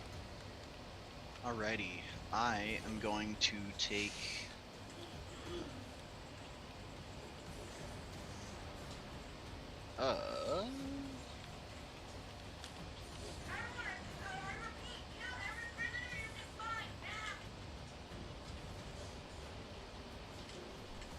We're gonna cast Spirit Shroud. What does that do? I'm not familiar with these. You call forth spirits of the dead, which flit around you for the spell's duration. Spirits are intangible and invulnerable. Until the spell ends, any attack you make deals 1d8 extra damage when you hit a creature within 10 feet of you. This damage is radiant, necrotic, or cold, your choice when you cast a spell. I'm going to choose radiant. Any creature that takes this damage can't regain hit points until the start of my next turn. In addition, any creature of your choice that you can see that starts its turn within 10 feet of me has its speed reduced by 10 feet until the start of my next turn. All right, make sure you keep me honest to all that stuff, and go ahead and get her done. So I cast that. It is a bonus action, and I am going to attack, swinging my warhammer up in like a just one-handed arc, like straight up like that. You swing with a 15? Yeah. Unfortunately, your warhammer glances off the rock hide of this creature. Got it. And that is my turn. Thermal, you're up. Okay, I'm gonna hit the creature next to me with advantage, thanks to being incapacitated. Yes, sir.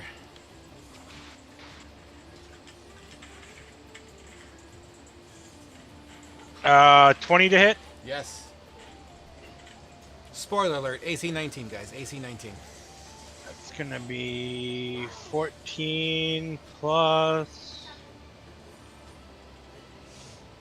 So that's gonna be 23 damage on the first hit. God damn. How do you finish this rock beast off? I just split it right down the middle, right through the mouth of it.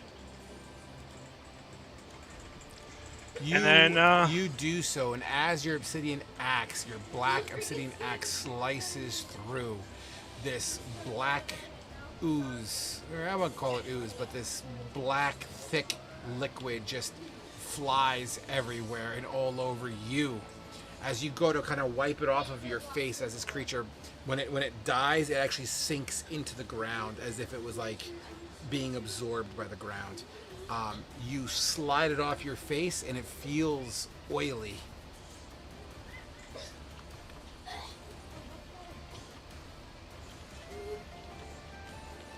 Okay, then I'll move here and hit the other one with the second attack. Get it? That is going to be a 26 to hit. Absolutely.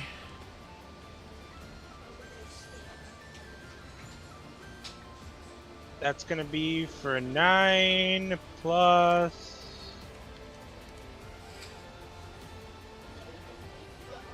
That's going to be for 13 damage. And then, as a bonus action, I'm gonna invoke my Storm Rune. Okay. And that does? As a reaction, let me just look it up here. It's a brand new thing I have. For 1 minute, or until I'm incapacitated, I enter a prophetic state as a reaction. Whenever another creature I see within 60 feet makes an attack roll, saving throw, or ability check, I can use my reaction to give them either advantage or disadvantage. Got it. Yeah, I'm familiar with that one. I remember that. All right, cool. Will that be your turn, sir? Yeah, that'll be my turn. After receiving this hit, this creature is going to...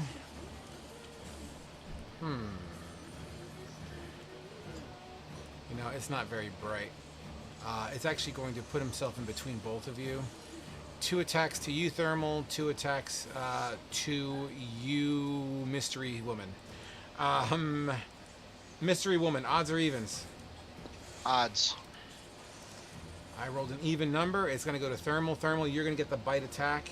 He's going to get, or she's going to get 2 claws. You're going to get a claw and a bite. So let's do Mystery Woman first. 2 claws. That's going to miss. I'm not going to bother telling you what that number was. And that's going to miss. I'm not going to bother tell you what that number was. I rolled 2 twos. Excellent. Excellent. Here's Thermal. That's probably going to miss with a 14. And a bite. It may miss. 18 with the bite. 18 will hit. Hits. Oh my. Oh, look at all the ones. Alright, so the creature, like a rabid dog, just latches onto your thigh and just starts grinding with its mouth. Chomp, chomp, chomp. You just feel these rock razor-like teeth digging in for a total of 20 points of damage. Gotcha. That was actually a decent bite, but I rolled a bunch of ones. Frog, I feel like if we'd played in person, like behind your DM screen, you'd have like just handfuls of dice that you'd roll. Like, only like 5 or 6 of them would actually be like the special dice that count. The rest would just be filler to terrify the fuck out of us. Awesome. You know, true story, max damage for that bite attack can cap out around 40, just so you guys are aware. Yeah. That ain't shit. Kane, you're up, Kane. Alright, we got this shit. Alright. I'm guessing only 1 rock creature's left? Correct. As well as the 3 yeah. driders behind you. One of the rock Alright. creatures got split asunder. 2, 3. The 3 driders are about to be in a fucking blender. I got a new spell I'm gonna use. Am I within range of him, or do I need to move 5 more feet? No, you're Yeah, in you're range. in range. And Okay. I'm gonna give you advantage on your first attack. Okay. Well, alright then. First attack. With advantage. Roll.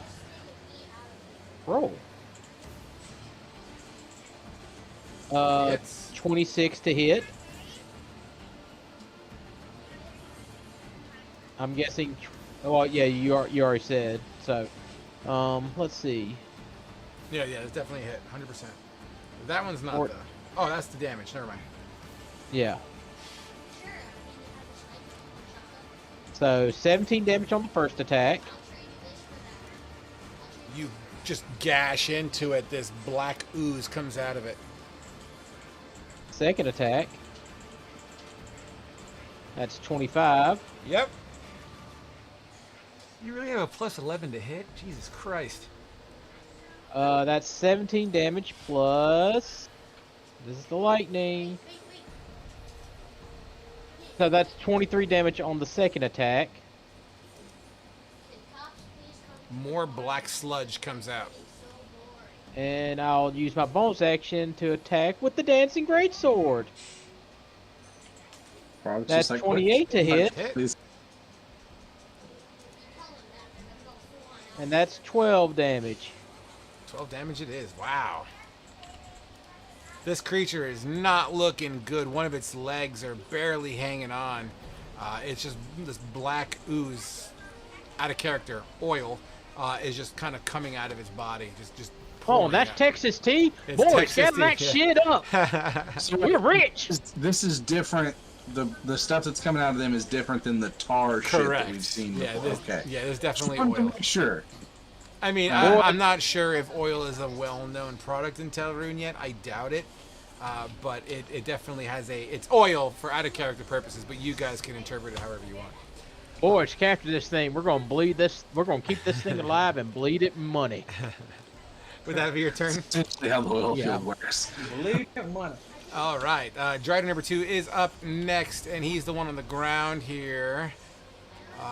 Probably can't see the big boy anymore, so he'll take his 30 feet and climb up the wall. Oh, fuck. Flying.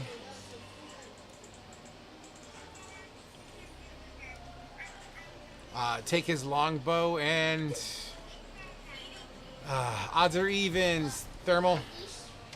Even. It is even. These are coming to you.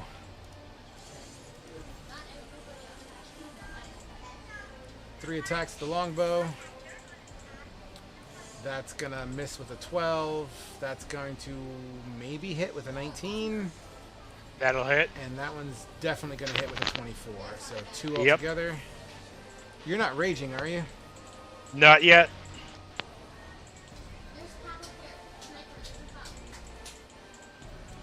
Alright, in total, 2 arrows sliding in, gashing through your armor, making purchase. 19 plus 10, so 39 in total. How much is poison and how much is normal? Good call, sir. The poisons are 10. The piercing physical is 19. Okay, so 19 and then 5 for poison. Got it. Good call, good call. That takes Drider's done. Back to Asher. Okay. Question. Yeah.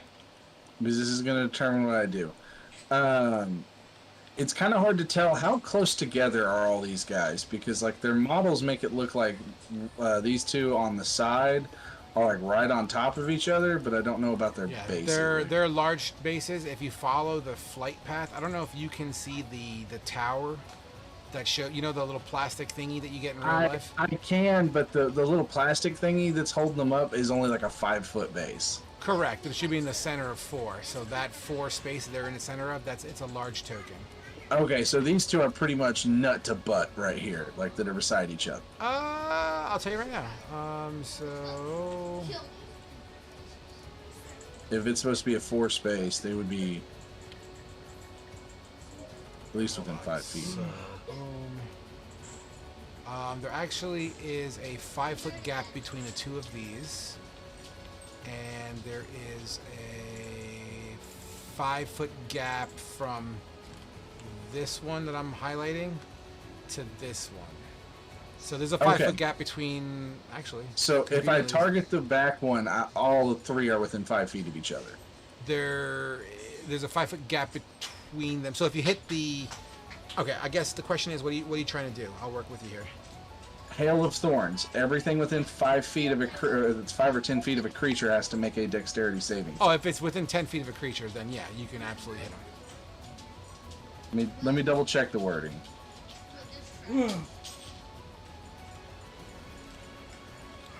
So within 5 feet. Okay, so I wouldn't be able to hit all 3 of them with that. I mean, unless are you allowed to aim for nothing and only go with the shrapnel? I have to target a creature. Yeah, because the next time you hit a creature with a ranged weapon.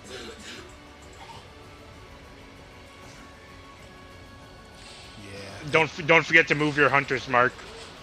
What I'm thinking about doing may have to drop Hunter's Mark, but because I was thinking about casting Spike Growth on them, but I doubt they're going to move again. So instead, I was going to try and shoot them and just fuck them up real bad with the Hail of Thorns, but they're a little too far apart.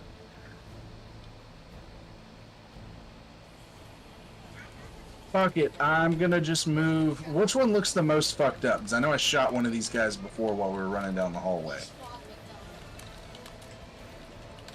Please repeat the question, I'm sorry. I can't hear you, Frog. Please repeat the question, I'm sorry. I know I had shot one of these guys while we were running down the hallway, or at least I'm thinking it's one of the same three that's been chasing us. Which one already has like 2 arrow holes in him?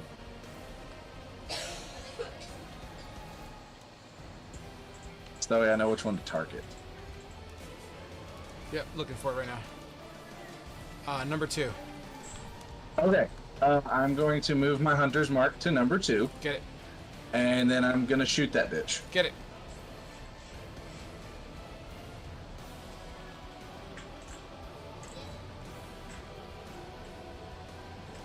Damn, a 22. Hits.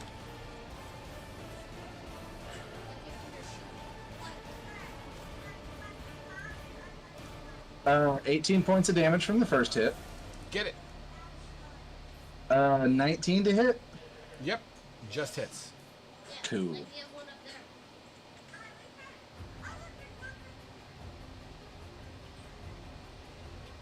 Another 16 points of damage. Screeching as his aim seems to be now focused on you. Hopefully. He can't see me. I'm Yeah, invisible. He's aiming for you. He doesn't see you, but he's aiming for you. I also have movement now, and I'm gonna move. I also don't make sound when I walk because of my boots.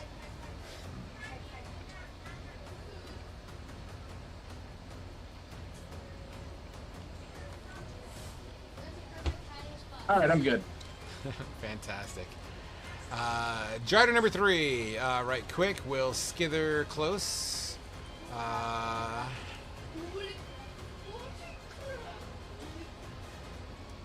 That's not what I wanted. Let's stay out of reach of the big guy.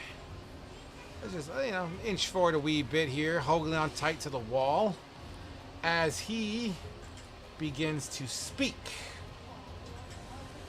in Undercommon.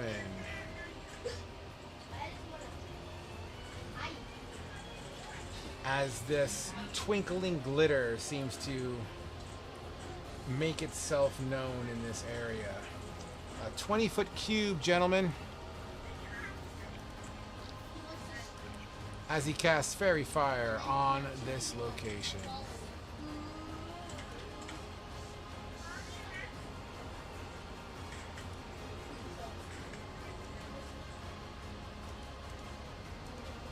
Ah, I see how it's going to be. The glitter itself becomes purple in nature. Everyone in there, give me a dexterity saving throw. All right. Dex save. Here we go. Here we go. And 14. 12.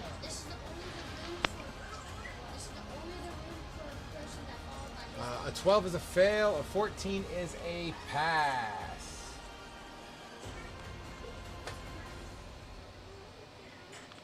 Is Rock Band glowing? The rock is in fact glowing. In fact, he is fucking a Christmas tree made of rock. And that would be that Drider's turn. Eustace, you're up. Alrighty. To move 20 feet over here, and right there, and yeah, we're going to kind of just lift our hands up, and what's the range on fire? Been a while. Fireball's 120 feet. You have range. You have range. So we're going to move 30 feet, and now we're going to unleash a fireball that will hit. Yep, they're all 3 spiders. Yeah, they're all 30 feet inclines, and they are within range. You don't even have to measure it. I didn't even think of that. So, here we go. Dexterity saving throws. What am I beating? 19, 18? 18. All right, Drider number 1 rolled a 16. Drider number 2 rolled a 8. Drider number 3 rolled a 15. They all fail. All right, here we go. Drider number 2 was already pretty fireball fucked. damage. As that big portal rips open in front of me, and out comes like this flaming black ball as it explodes for, that's a really shitty roll, 21 damage. Just saying, you do have a DM inspiration if you'd like. Yeah, forgot it's all not worth mine. it on something like that. Yeah. Okay. And then Kaboom! we will move back over here. That'll be the end of my Less than turn. average damage. It's okay, Frog. I forgot I was supposed to roll all my attacks with advantage against the Driders. You still hit. I know, but I could have got crits. Awesome. So they, they seem burned and scathed. They, seem to react in a manner of being burned. Everybody. Hi. They seem to react in a manner of being burned, but they seem to be coming strong. In fact, Excuse me? yeah. Yeah, that was a terrible fireball. Would that be your turn? Yep. Drider number 3 would have to make a con save to keep concentration on fairy fire. Ooh, look at you. I only know because I have access to the same fucking spell. What do I got to beat now?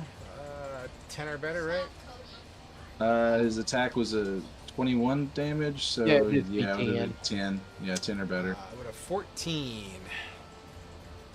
Worth a shot. Yes, sir. Yep. So Drider A is up, or Drider 1 is up. Who's going to cock that bow and fire at? What is this? Keep on laying waste here. Odds or evens there, big boy? Let's go with odds this time. Odds. I rolled a 4. That's going to Kane. Yep. 3 arrows. That is not going to hit. That is not going to hit. Really? A 13? That's not going to hit either. Nothing. These 3 arrows. Actually, did you fail or pass your roll? I roll. What roll? Your The deck save for for the fairy fairy fire. fire. Oh, no, I failed it. Shit. Does that mean I roll at advantage then? Yes? Yeah, Yes. yeah, you roll at advantage. All attack rolls are at advantage. Well, since they all failed, I'm just going to roll 3 more. That's definitely a miss. That's definitely a miss. Come on, man. Wait. A 24 to hit. That hits. 6 physical damage. Pierces into you. Poison neglected. Caleb, you're up. All right. Milk. I'm gonna hit this fucker next to me. Get it. It's glowing, so it'll be at advantage. Gotcha. That's Doesn't a matter, 20 you hit on the it. first one. Yep. Okay. So I got this. Nice. 5 plus. Not a D10. Not a. Whoa. Calm down.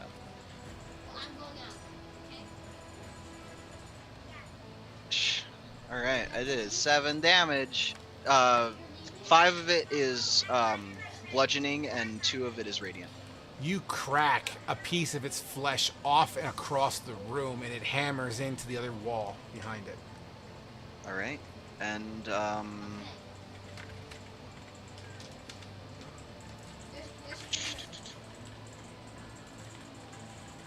yeah, I'm maintaining maintaining concentration. So I think I'm just done. Got it. Thermal, you're up. Okay, time to bring my halberd down on the glowing guy. Was that an actual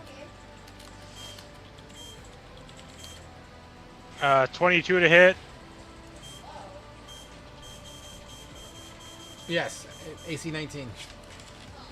For 7 plus. That's 11 damage on the first. You crack into it like a hot knife through butter. This obsidian axe is tearing chunks of rock away. Yes. Yep. Second one. I love your dice, by the way. Yeah. It's gonna be 8 plus a D4. So that's gonna be 12 damage on that one. How do you end its life? Same way as the other one, just gonna split it right in half. Open it up, you know. Absolutely, and once again, that oil just flies all over the location, making it like a pool of oil on the ground as your boot slides into it. And That'll be my turn. You know what? Caleb, make a make a deck save for me, just because. Beat a 10. Beat a 10. 20. All right, cool. You're able to dodge all that oil, so your white skin is still very white. Yeah. All right, Kane, you're up. Oh, I'm sorry. Were you done, Thermal? Yeah, that's all I'm doing. All right, yeah, Kane, you're up. All right. Well, those striders are beyond 30 feet of me. I could probably move up a little and have my dancing greatsword attack one. This one right over here. Okay, get it. Yeah, I'll move up. Which one, number 2? This one right here that I'm highlighting? Yeah, but I gotta move first, so hold on. How do I get rid of this? Hit escape? Nope. Or just click. Yeah, there you go. Yeah. Alright, so I'll move here. As I'm moving, I stow my greatsword and pull out my crossbow. My dancing greatsword will attack the one closest to me. The Number 2. the one get you it. highlighted earlier. Yep, AC 19. 15, that is a miss. You're glancing off of the wall behind the Drider as it's attached to that side wall. Alright, and then I will shoot with my crossbow. That's a hit. Sure in hell is. 7 damage. Oof, big money. That's my turn. That Drider does appear to be bloodied. And it's next, actually. And as it looks at you, I am also out of the fairy fire. you are. I don't think you have to be in it to. Is it? It stays on them It for a stays on minute, you. regardless of where Okay. you move. Just checking. It's just Actually, that square is just the area that it affects, and then once you move out of it, you're still glowing for a minute. It used to be different, right? I believe. I believe Fairy Fire was like an AoE location at the time, right? I can read it off for you. Oh, that's cool. It's fine. What am I gonna do? Damn it! You know what I'm gonna do? I'm gonna do this.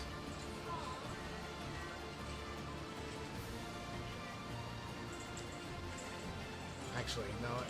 You know what I'm gonna do? These Driders, they're going to.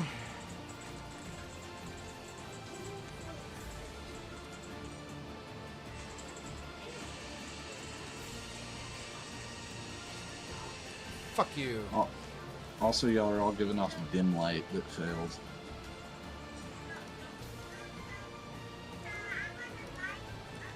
All of a sudden, the area around you, Kane, goes pitch black dark. All you can see. Oh, son of a bitch! All you can see is your own black, or excuse me, your own glittery skin. God damn it, son of a bitch, motherfucker, bitch ass, drow, sons of bitches, bitch. Sorry. Asher, you're up. Alright. Well, I'm gonna try and do some fuck shit.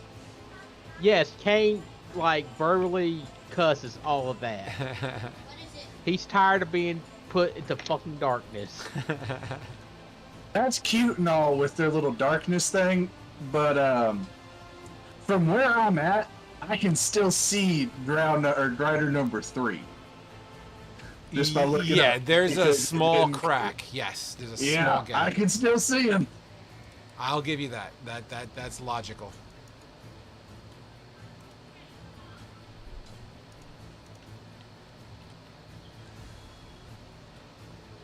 Go for it. I was checking the wording on Hunter's Mark. The previous creature has to die, though, before I can swap it over. I never moved mind. you over to where I felt, it's 10 feet, but I moved you to where I felt would be the more logical angle of attack here. Okay, that's fine.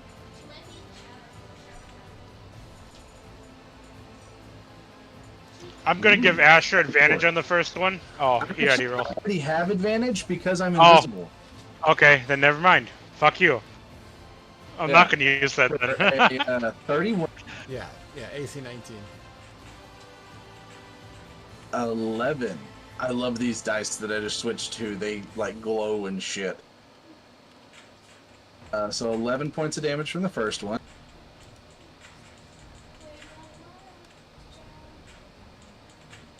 Ah, damn, a 21 to hit.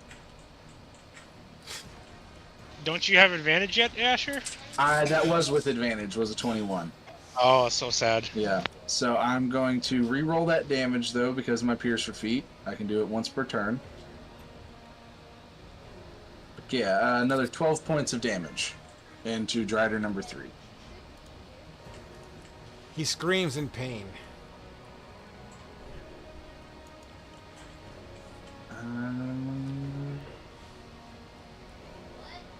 Yeah, it's gonna be my turn. All I don't right. have anything else I can.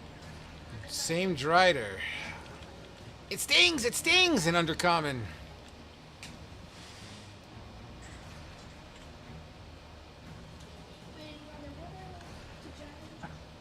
I wish you could make like reaction attacks from range whenever you saw something move. Like I wish there was a feat that allowed you to do that. Eustace, you're up. Right, Eustace is going to kind of throw back towards me. Let's go. I'm going to click off. I'm going to use a bonus action and click my boots off. And I'll be the end of my turn. Asher has to run out there and grab his rope. He ain't leaving that son of a bitch behind yet. I gotta get my rope, this fucking guy says. I spent over $1,000 on that rope. Get fucked. They're beyond our grasp. It's breaking. Tell Zilitha. I know how to walk through the cell door and everything. As you hear skithering as they go. When Asher sees the first one go to leave, he's just gonna yell out in Elvish, "Y'all are some bitches!" In fact, as they leave, I'm just getting rid of all these circles here, guys. They're running away. There's no way you're going to pursue them, as they are on the walls and ceilings, but they're hauling ass away, guys. That'll conclude that combat. And why don't we jump right into our break? We'll do introductions to the new person, and then we'll see what happens in Milidar, guys. So, To save time from when we get back to our break, can we just say Asher picked up his fucking rope? sure. Alright, cool. I do have to use the bathroom. Let's be back at 35 after the hour, and then we'll maybe get Oscar in on this game. Sounds good. We're some fucking heroes, guys. We saved a king. We slaughtered a bunch of fucking people. We killed Yeah, some we're rats. heroes for slaughtering people. I mean, they were drow. They were Yeah, bad guys. They were terrorists. So, Yeah.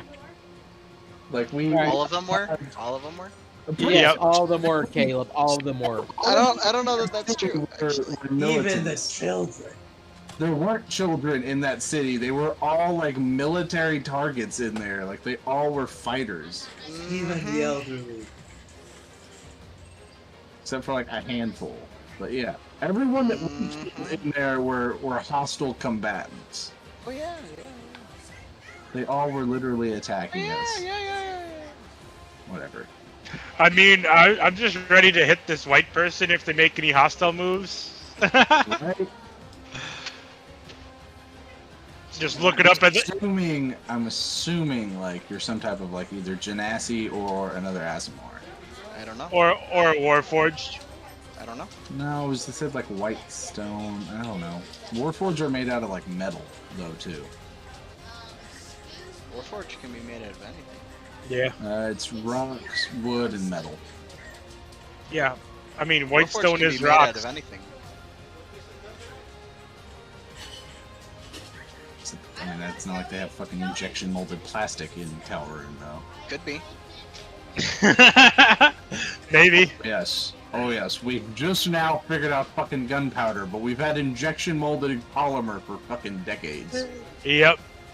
Now the secret of gunpowder is gonna go under We don't- completely unused. We don't know what oil is, but by God, we know how to use something that's made from an oil Well- byproduct. Exactly. Now Well, we would know what oil is because we use it for our lamps. yeah. Fair. Maybe. You can also do that with animal fat. Yeah, true. I mean, for But the still. longest time, we unalived a lot of fucking whales to have their oil. Yeah. Yeah, and ate their meat. I mean, we still do to this day. Most of them are like Japan. And like, Faroe Island. yeah, like there's like 2 places in the world that still eat whale. But like in the 17 and 1800s, we unalived a lot of them motherfuckers. Yeah. But all right, I'll be back.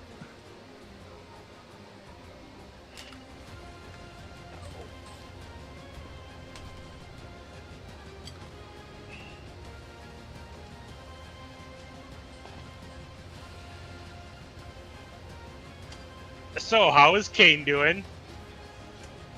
I'm doing all right. Gotta go into work tomorrow morning.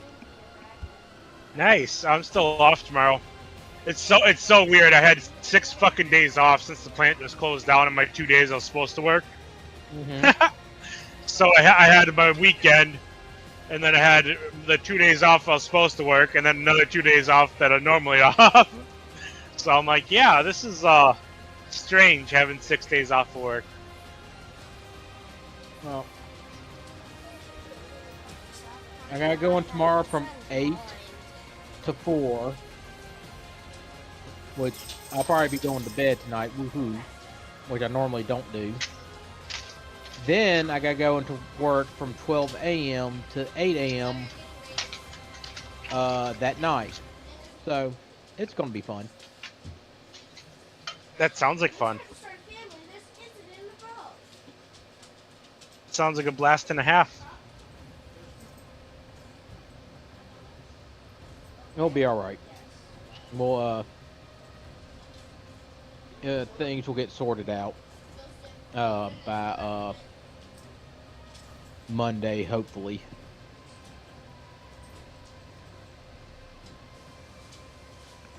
Well, I know my enlarge is probably gonna wear off. My bigness is gonna wear off here.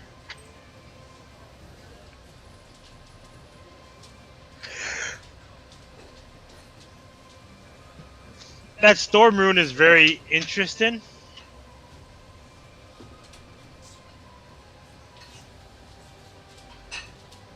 I don't know how I feel about it.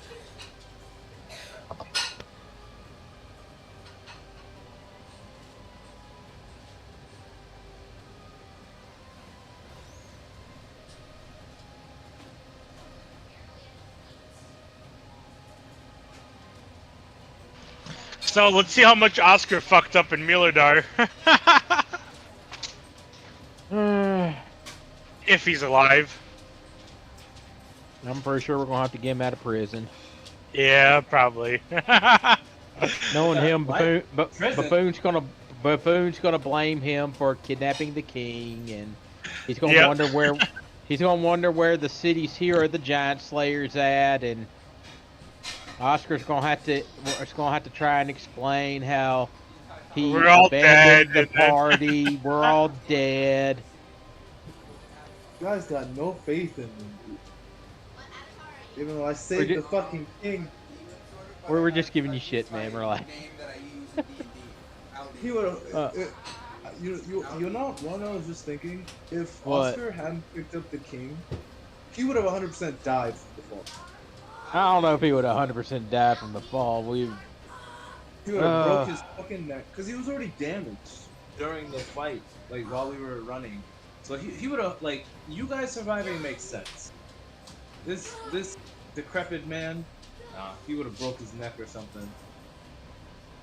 Oh man, it's definitely gonna be interesting to see what happens when we get back to the city. It hasn't been that much time. It's only been like a day, so. Oh yeah, we needed that rest. We went back to back, and it's like, okay. Yep. And I'm just below Asher in health wise. God damn it, Asher.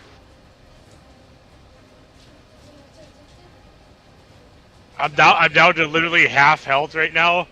Like the damage is just enough to bring me to 44 out of 88 exactly. Which I think is pretty fun.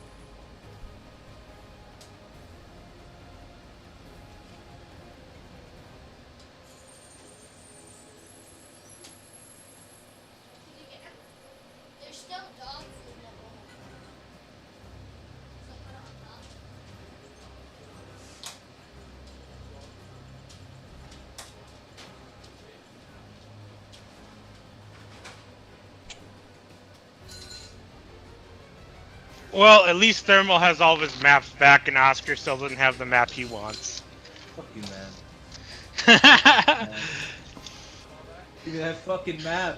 Because here's the thing, your map could be destroyed. If I can just record the map and put it in my book, then no matter what, it can't be destroyed, because even if my book is destroyed or goes missing, I could just get it back. Like the next day. No map for you. Man. My magic book.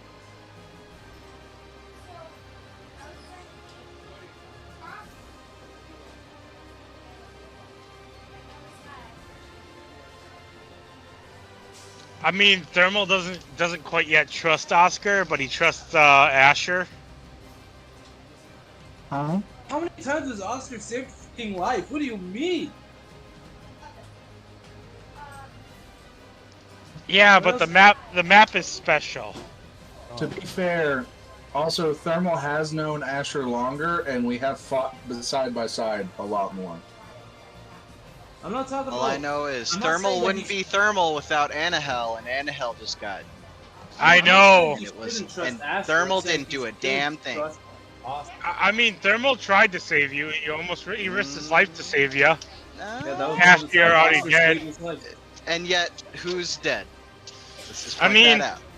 You're already dead. I mean, Put them You didn't wear armor. with no armor on. You were Oh, naked.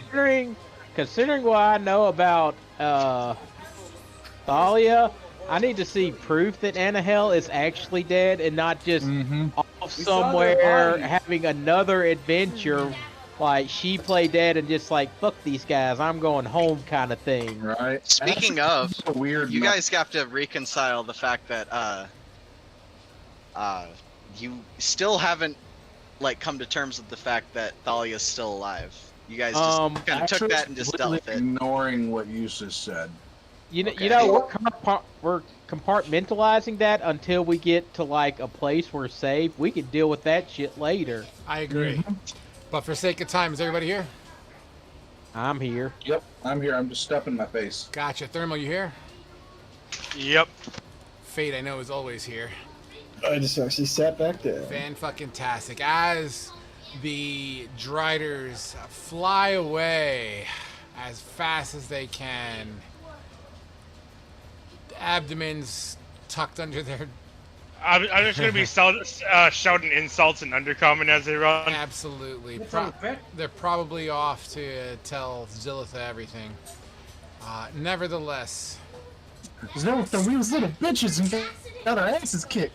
Nevertheless, mystery guest, as you look at the last of this earth elemental-like creature start to just its main body just start to kind of glide into the earth as if it's being erased from existence. You look up with your hammer in hand still. Yes, please. It's broken. Oh, who broke it? Cody accidentally. Just now? He tried to put it in. All right, hold on. I can't deal with that right now. That sucks. Sorry about that. You're good. Do you need a minute? My son just broke his nebulizer, and I'm gonna shove it up his ass. Oh, what is McCall? He has asthma. He takes a nebulizer treatment. Oh. With your hammer in hand, you look up at these new people. They look the way they do. I mean, you know this party, so I don't have to go into details on that. But No, I need a refresher. The giant dwarf is holding his halberd right out to you, so it's right in front of your face. Sexiest man you've ever seen, You who just has one eye and his dick's just swinging out there. It is just out Yeah. there for everybody's. If you have It, dark, it has the you long don't- tongue of justice tattooed on it. oh yeah, and if you have dark vision, you don't see Asher, but you hear. I don't his actually know voice. if I have dark vision or not. Honestly. Yeah. You hear a voice say, "Who the fuck are you?" Just a traveler. I appreciate the assist. Frog, She can kind of says it like kind of wiping off her clothes, making sure she looks nice. you do have a tear in your clothing in the front and center, like between like your right where your Nice. sternum is. Nothing's Good. showing. That's so great. It's tasteful side cleave, like it's tasteful Yeah, cleavage. Under boob. Yeah. So is it a different spot? She's going to actually cast Mending and repair that right away. And you do so. I would like to cast Detect Good and Evil. Oh, Detect good needle, sure. I don't think that just tells you what my alignment is. No. You don't sense Detect evil Good about. and Evil lets me know if there is an aberration, celestial, elemental, fey, fiend, or undead within 30 feet of me. That is well. I'm not pinging. Yeah, he's not picking. It's mostly a trauma response from the fucking hag. I got you. I'm picking up what you're throwing down. So for a moment, you do see like a flash of green where two eyes would be, as Asher just like kind of like vibe checks your ass to see if you're the fucking hag or something. I'm definitely the hag. Yeah, but I was the hag all along. what's your name? Whenever I came up here and saw you, you were on the ground like twitching, like you were having a seizure. Yeah, what was that, Frog? I'm not entirely sure what that meant. Basically, I was trying to hide the fact that it was eating you from underneath. No one can see. Okay. Trying to Alright. eat you. Yeah, I was trying to be cool about it. And what are you doing down here? As I'm still just holding the halberd right in front of your face. Mm-hmm.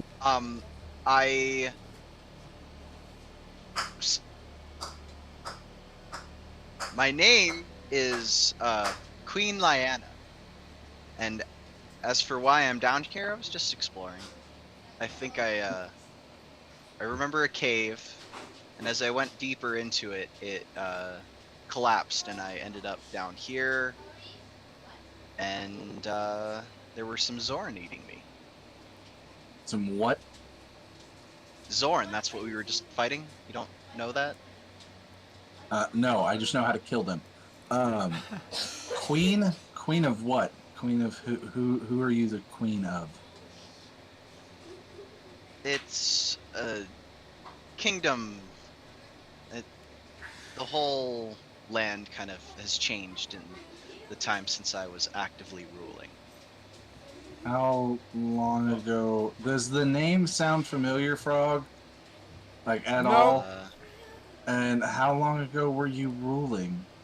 That's a great question.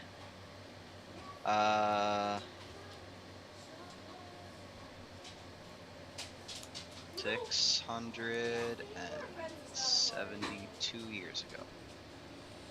And you look human, right? Or what do you look like? You're like an alabaster color? I look like I'm made out of marble, like a marble Greek or Roman statue, basically.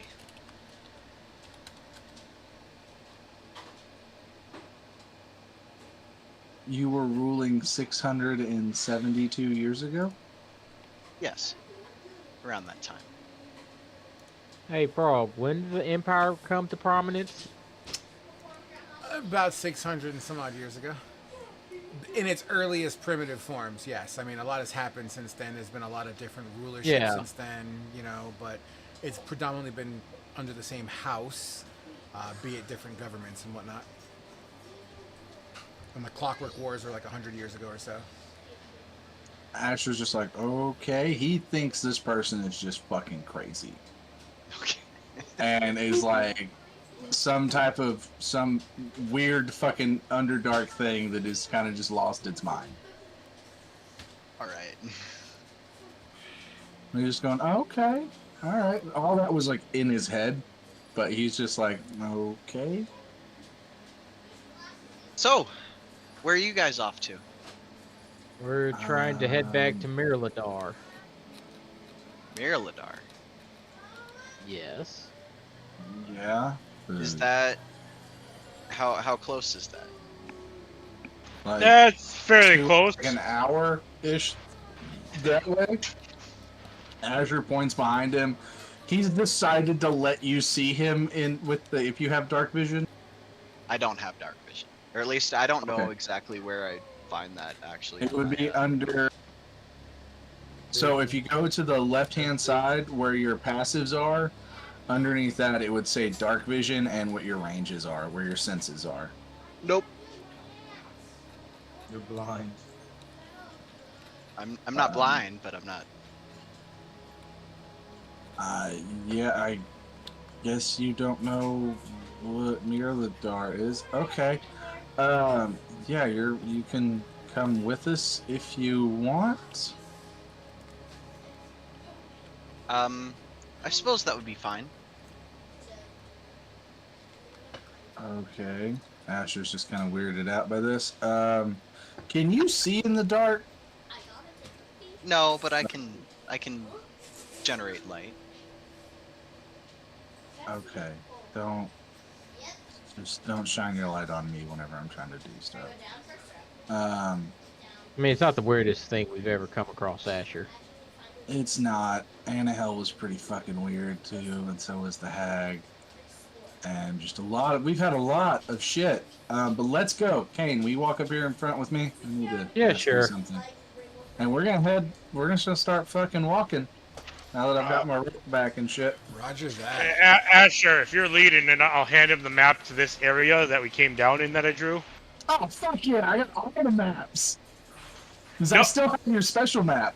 Well, I would have asked for that back. Okay, Asher would have given you your special map back, and then I'll take the other one. Kane, you speak Elvish, correct? 'Cause I think we've talked in Elvish before. Yes, I speak Elvish. And then Thermal will shrink back down to his normal size. Gotcha. In Elvish, I asked Kane, should we take bets on how long this one lasts? Honestly, not at the moment. Let's wait till we get back to Meldar. I'm not even sure how long she's going to be traveling with us. I mean, let's be honest. Sometimes it does feel like our group is kind of cursed. We have had a lot of bodies in our wake from party members. To be fair, they often do it to themselves. Yeah, but me and you are the only ones of the original group. Do you ever think that maybe we're just a little cursed to, like, we're gonna survive, but we have to watch all of our friends die? Dude. Because, like, maybe the hag did that to us. I'm not She does sure if speed we're up the cursed or suffering. not. Tell you the truth, though, I've been feeling cursed ever since everything in my life happened. I mean, I can kind of feel you there, because, like, up until, like, 6 months ago, life was kind of okay, and then everything went to shit. You know. And now it's just, it's one fucking thing. Yep. I like how just awkward. Me and you were both just conversing in Elvish. Everybody else is just like, I don't know exactly what. Has Thermal decided to accept me yet, or is he just still holding up his halberd? He shrunk back down. Okay. But he's taking up the rear and watching you. Asher basically told him it's okay, boy, don't kill. But yeah, he's taking up the rear and just watching you, making sure you don't do any sudden attacks on the party. Gotcha. I just realized that Thermal is Asher's scary dog privileges. All right, as you guys begin I to feel make like your an way, angry pocket dwarf. as you guys make your way back towards Miladar, the curtain closes on you guys for the moment. Oscar, Yes. you there, buddy? Yeah, I'm here. Let me open up my Discord real quick. All right, I hear you. You're very faint, but I hear you.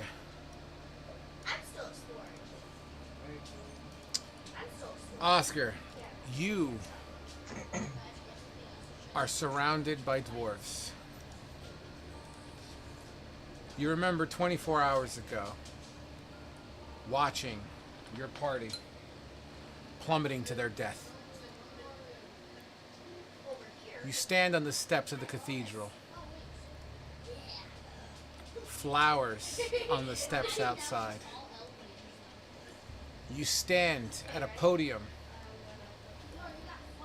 10 to 15 feet above the crowd as they stand below.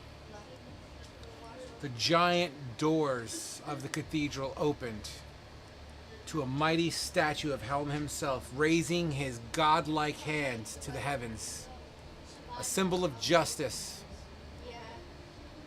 The clergy behind you, in support, you address what appears to be the entire city, as much as that can cram in this area, of course.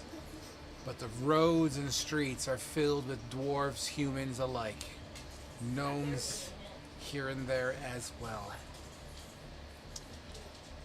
Petals of white flowers sprinkle from the air, from the height above you, like snow or a cherry blossom in bloom. The sun creaks through the diagonal area of the sky. As you know, the mountain is like an umbrella to the city, at least halfway. So this is kind of late afternoon where the sun can shine directly into the cathedral doors.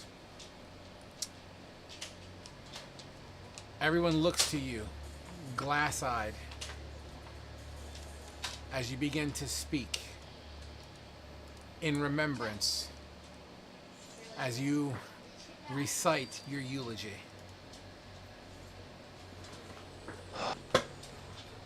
Never had to do this before. Hello. I'd like to thank you all for coming today. My name is Oscar Velmar, and I am here to give tribute to my allies who unfortunately gave their lives in duty to your country. We were tasked with interceding a looming threat on Mirladar. Your enemies, the Drow, have been making moves to finally end your long-standing strife by kidnapping your king, causing chaos within your walls, and storming your nation with their forces. Thankfully, my friends and I discovered their plan and did our best to get in their way. We infiltrated their city, slayed nearly 100 of their forces, saved your king, and had the bridge that links their city with your nation destroyed. I vividly remember the scene of them falling into the depths while I carried your king to safety. Asher, a man who I only knew for a short time, but made me feel like a close friend. A warrior of true talent that felled a great many enemies with his uncanny aim. Eustace, a fellow mage who shared in my devotion to the arts of magic and had skills with fire that I may never hope to match. Thermal, a man who let go of the disdain your people hold for one another and carried the man that you see over there through that city, taking countless attacks from the Drow. They bombarded him over and over again to ensure that a man could make it back to his home. And last but not least, Cain, the Giant Slayer. Someone who can trust to have your back and lead the charge against those that would harm the innocent. Today we honor these heroes and hope that wherever they are, they may finally attain peace. Messam. That was beautiful. Messam approaches from behind you and places her hand on your left shoulder. She thanks you for such kind words, and as she addresses the crowd, your hero, the lone survivor, the King Reclaimer, Oscar, welcome home. And as the town and city respond with the most thunderous roar and applause, It's so loud that you can feel the bass waves just pushing through your own body. You see the crowd silence one last time as if they want to hear one more phrase or sentence or word, as you seem to be the celebrity for the moment. Oscar takes one step forward, activates his wings to have them come out, and then have his drift globe rise up. And under his breath, he says, "Flash." As the sun erupts above him, and he says, "Soon will come the battle. Let's kick their asses." You roll me a let's go with performance real quick, as a measurement gauge. Okay. Performance. And let me know what you got. Nat 20. Yeah, Nat 20. dude. Nice. Dude, the town is fucking going nuts, dude. They're throwing roses at your feet. If this was modern times, there would be a bra being thrown up there right now, as inappropriate as that is for a eulogy. But yeah, no, they're fucking going nuts. Flowers being chucked. There's fucking huzzas going on. It is insane in the proverbial membrane. Absolutely. Okay, can't believe I got a nat 20 on that. Dude, that's great. Yeah, dude, and they're saying, oh God, what are they saying? Jesus, I gotta come up with a name for you real quick. They're gonna be so disappointed whenever we're show back up. Like, what's up, guys? You guys. It would be as it would be funny if right as Oscar's getting on our eulogy, we pop out of the sewer. Like, oh God! Never again. They start chanting. Oh fuck! What are they gonna chant? I gotta think of something cool. Sorry, this is something I didn't think of, and I'm a little alcoholed up at the moment. Fuck it. What's on my mind? The King Reclaimer. There you go. Whatever. That works. Let's start chanting, the King Reclaimer! The King Reclaimer! Or even better, the King Saver. That's what I want to call you. The fucking King Saver. And they're just chanting it over and over and over again. Flowers, confetti, the works being thrown up everywhere. Bras, panties, boxers. Every time a thing of underwear is thrown, Oscar literally like, no. he starts to fly up to avoid them. Awesome. For some odd reason, they're going even higher. So, Oscar, in all of this commotion, it's loud. The people of the city are going nuts. You're quite the celebrity. It's at that point in time that a dwarf that seems to be well kept. He is his clothes match. He's clean. If you are watching my videotape or my video stream, I'm doing certain things. It's the one that had the hots for Asher. He's approaching you. Yes. Welcome back. Yeah, I would like to have a follow-up meeting with you and discuss some of the details of what happened down there. Sure, let's do it. I have some extra information too that might help in Right. preparing. Right. Fine. Whatever. Say 60 minutes. Meet me at Tal Rune's office. How does that sound? Sure. Out of character, Tal Rune is the lieutenant, the barracks. Yeah, I remember him. Gotcha. Yeah, he was rude to me. I remember that. I never forget. Yes, there's some documentation we want to take care of. and go over some details of the situation and the status of the king with your newfound property and your new titles and your payment you've received. I'm sure there's lots of things that you wish to do. I guess some of the benefits of rescuing a king. Uh, yes, I'm very thankful. Would you be able to uh do one thing for me before we meet again? No, I would love to, you see, but I'm not in the business of doing favors, and I'm a real busy man. Okay, I'll handle it myself in the hour. I'll see you at Tal Rune. Yes, maybe you can make a request there. I still have to attend to the king.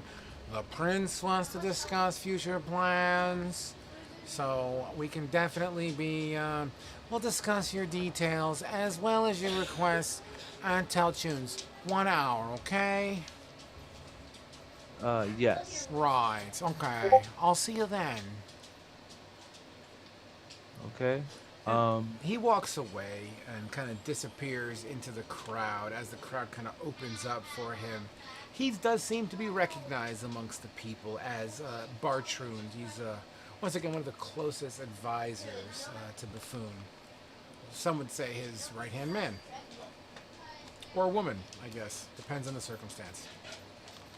Nevertheless. But a polite individual. Yes, he is. He's, well, pompous, but polite, sure. It's kind of a dick once you get to know him. Messam approaches you. Sir Oscar, with your newly appointed position amongst the Ironbreakers, I would like to be the first to officially congratulate you, and I do wish to give you my sympathies and empathies for your fallen comrades. I'm sure that must be very, very hard on you. I'm sick of having people die that I've adventured with. It's just such a waste of talent and ability. If there was any way to bring them back, I would do that. So, in what comes next, if I could find some semblance of their body, I will at least have them properly laid to rest. Well, you know, in the eyes of the holy fuck, I brain farted. Helm. Thank you. In the eyes of Helm, you know, we're never truly gone. Merely ascend to greater things. Perhaps prayer might be required. And if you're lucky, maybe you could be graced and hear their voices yet again. Oscar thinks about it for a moment, and he gives yeah, I will. One of these nights, I'll be sure to try that. Hey, Thinking in his head that like prayers haven't worked for me before. You seem doubtful in the power of Helm.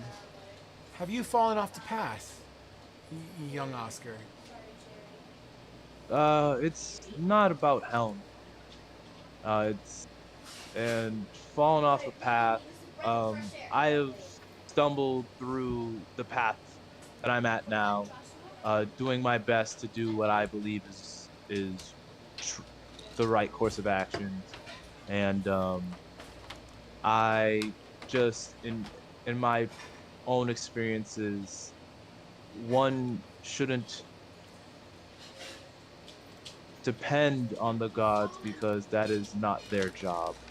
It is our jobs to live our lives and make the most of it. Interesting.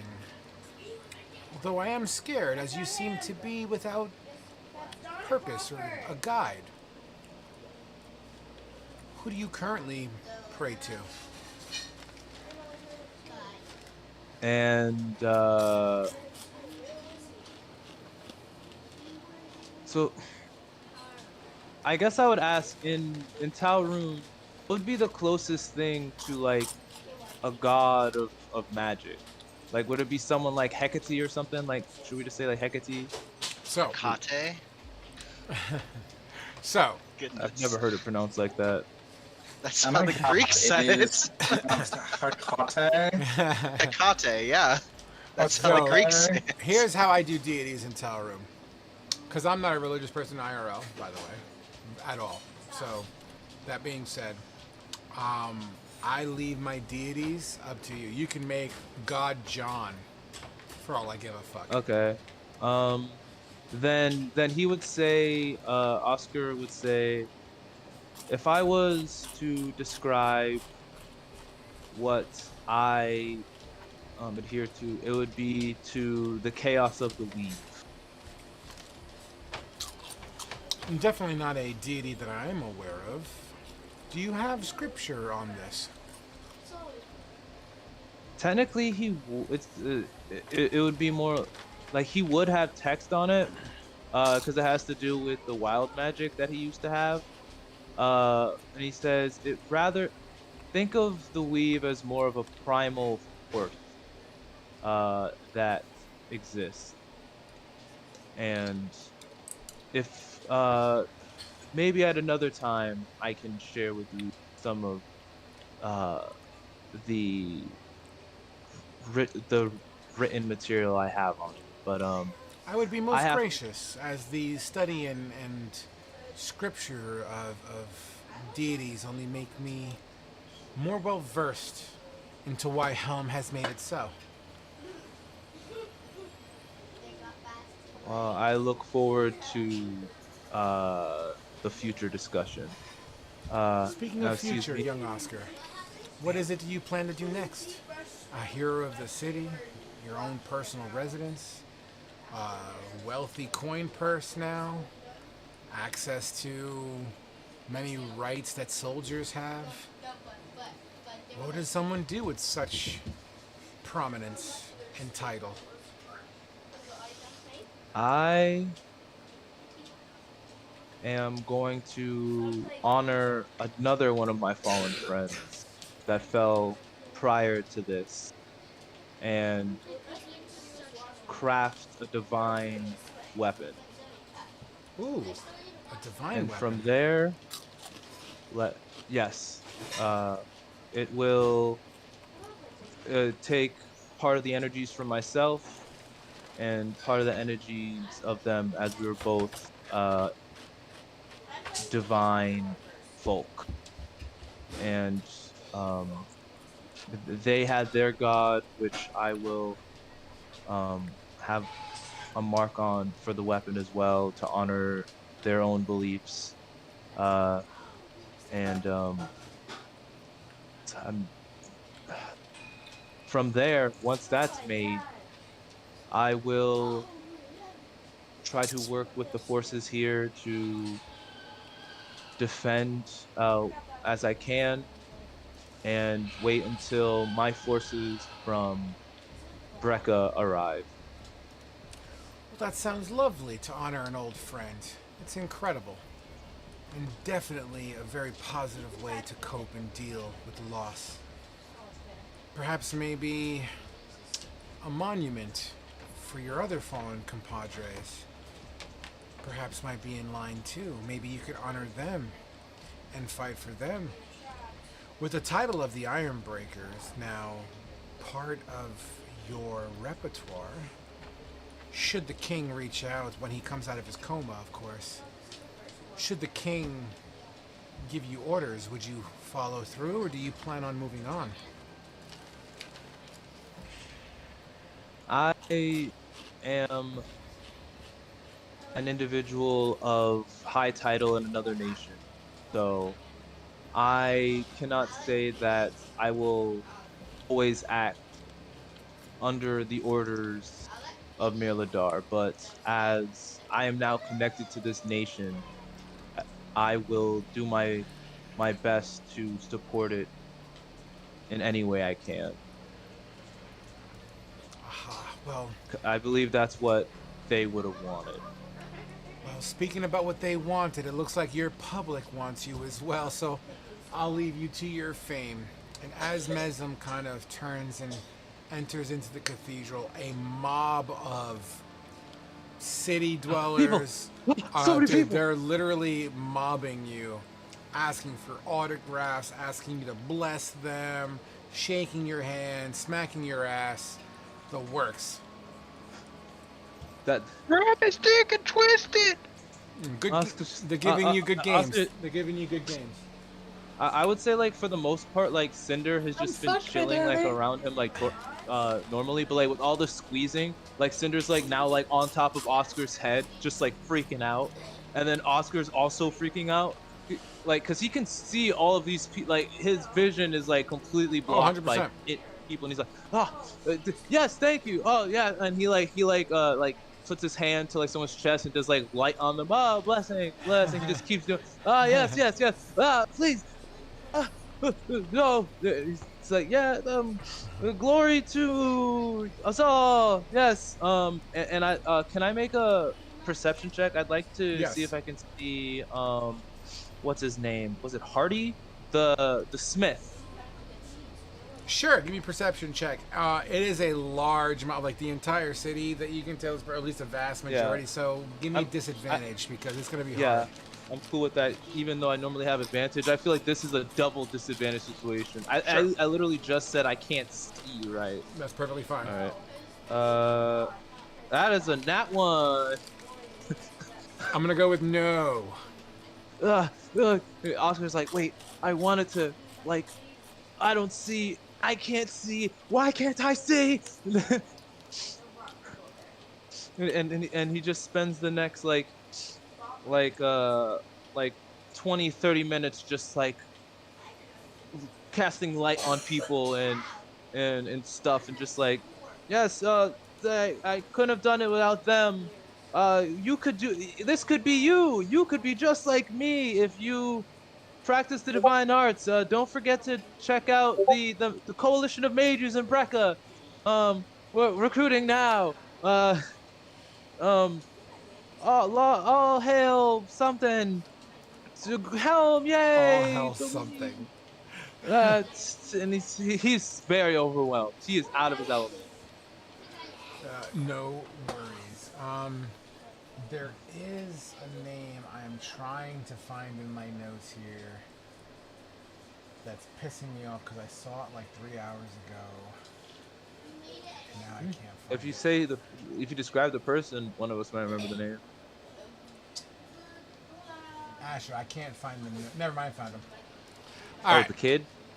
As you start pushing your way through the crowd, you bump into a young dwarf holding parchment and a quill pen.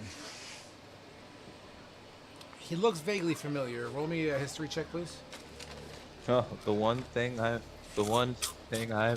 bad at when it comes to this. Oscar doesn't study history. Where is history? Where? Oh, there it is. That's a 2. Can't quite place him. You know you recognize him before. You feel as if maybe you had a word or two with this individual before. But as he bumps into you, hands you a parchment. May I please have your autograph? Oscar reads the document. Never sign something that you don't observe first. The picture itself on the document, as you look at it, has a picture of a cat on it. And behind the cat, it's not the greatest drawing. It's very crude, but it's, to his standards, like it's a good drawing. A person with a bow and arrow shooting in the distance. In particular, the cat itself seems to have striking marks that are really resemblant of a saber-toothed tiger. Oh yeah, this you fan of Asher, and seeing that there's no like verbiage or like he doesn't like see anything that's like is legally binding or any kind of binding like that. He's like he signs it. Can you tell me And he how he died? um Asher Fail. fell. Well, You failed.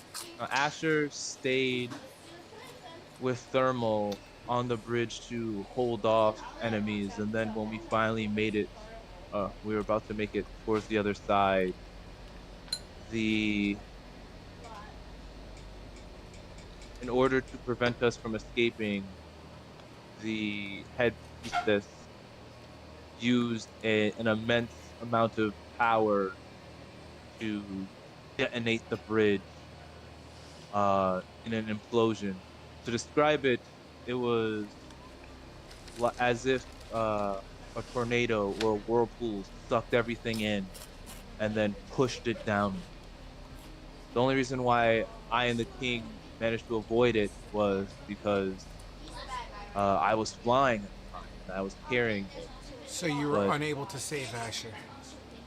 I was unable to save anyone. It happened so fast. One second they were there, the next second they all fell into the darkness.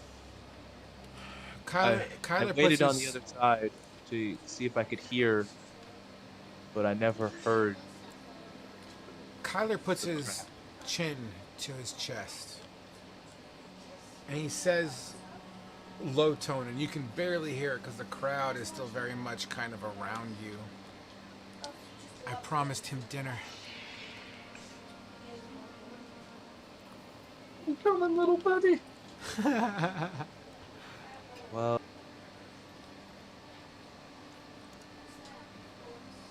there may come a day where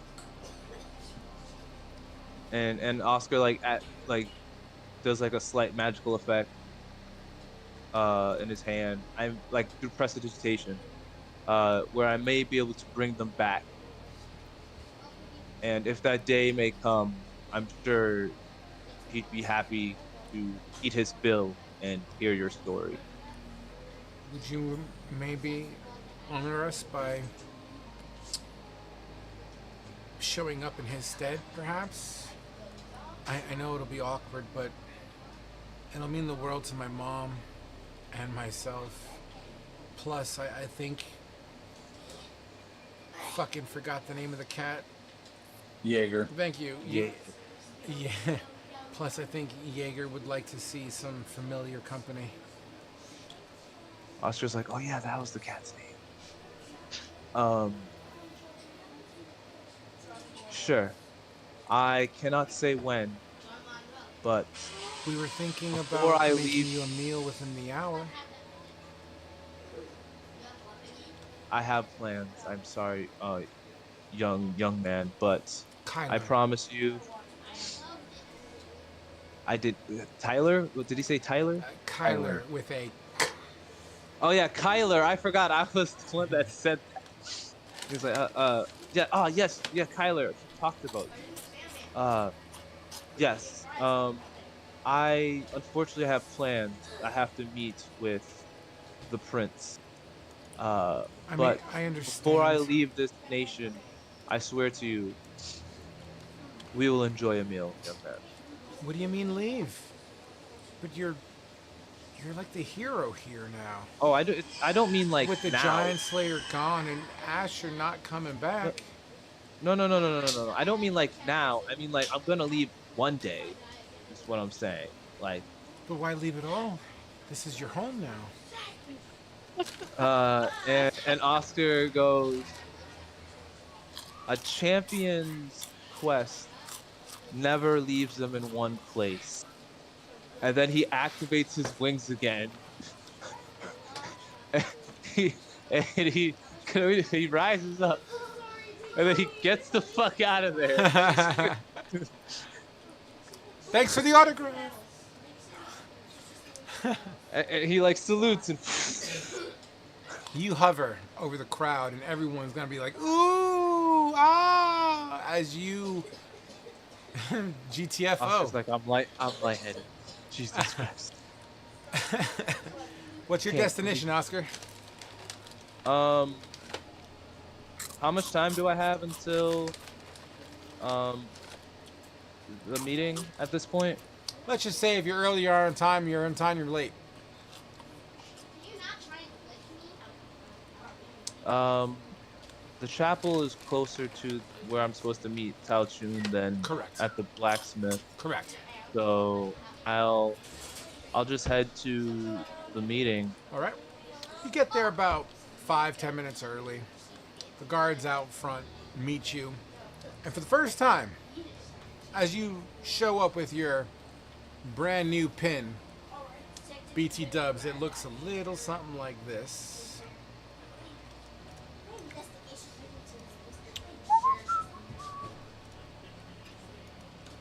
I just saw what Asher said. On that metal pin, think of it as like a badge, like a policeman would wear. You'll see the symbol of the Iron Breakers on it, which is proudly featured in General Chat.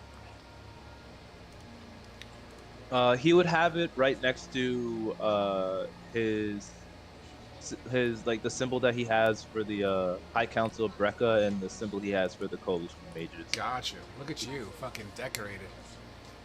As you make your way to the barracks and the soldiers out front for the first time throw their heels together and put up their arms in salute as you make your way towards the building. Oscar like gives a slight like bow to them, and he walks through. He enters. You make your way into the barracks. Stairs to your left that go up and straight to the right and wraps around. You know exactly that does not lead you to Tal Rune's office, as Tal Rune's office is to the right down the hallway past the desk, and you make a left. And as you make your way past the empty desk towards Tal Rune's office, the door is cracked, where you see Tal Rune at his desk with Bartrude, standing next to it, waiting for you. Do you enter? I wait a second and see if I can hear what they're saying. Like I try to I walk in quietly. I got you. And yeah. Okay, I'm cool with that. First, roll me a stealth, followed by a perception, please. Okay. That's a 16 and a 15. Not bad. You get to the door. Guys, you get to the door. And you hear them bicker. I'm not going to role play both words in both voices, so bear with me here. They discuss the status of the king. The king is unresponsive and lethargic in any time that he does appear to be awake, very much lethargic, almost zombie-like in behavior, minus the flesh eating. He just seems to be bedridden, weak. The color in his flesh is lightened. His hair is wiry.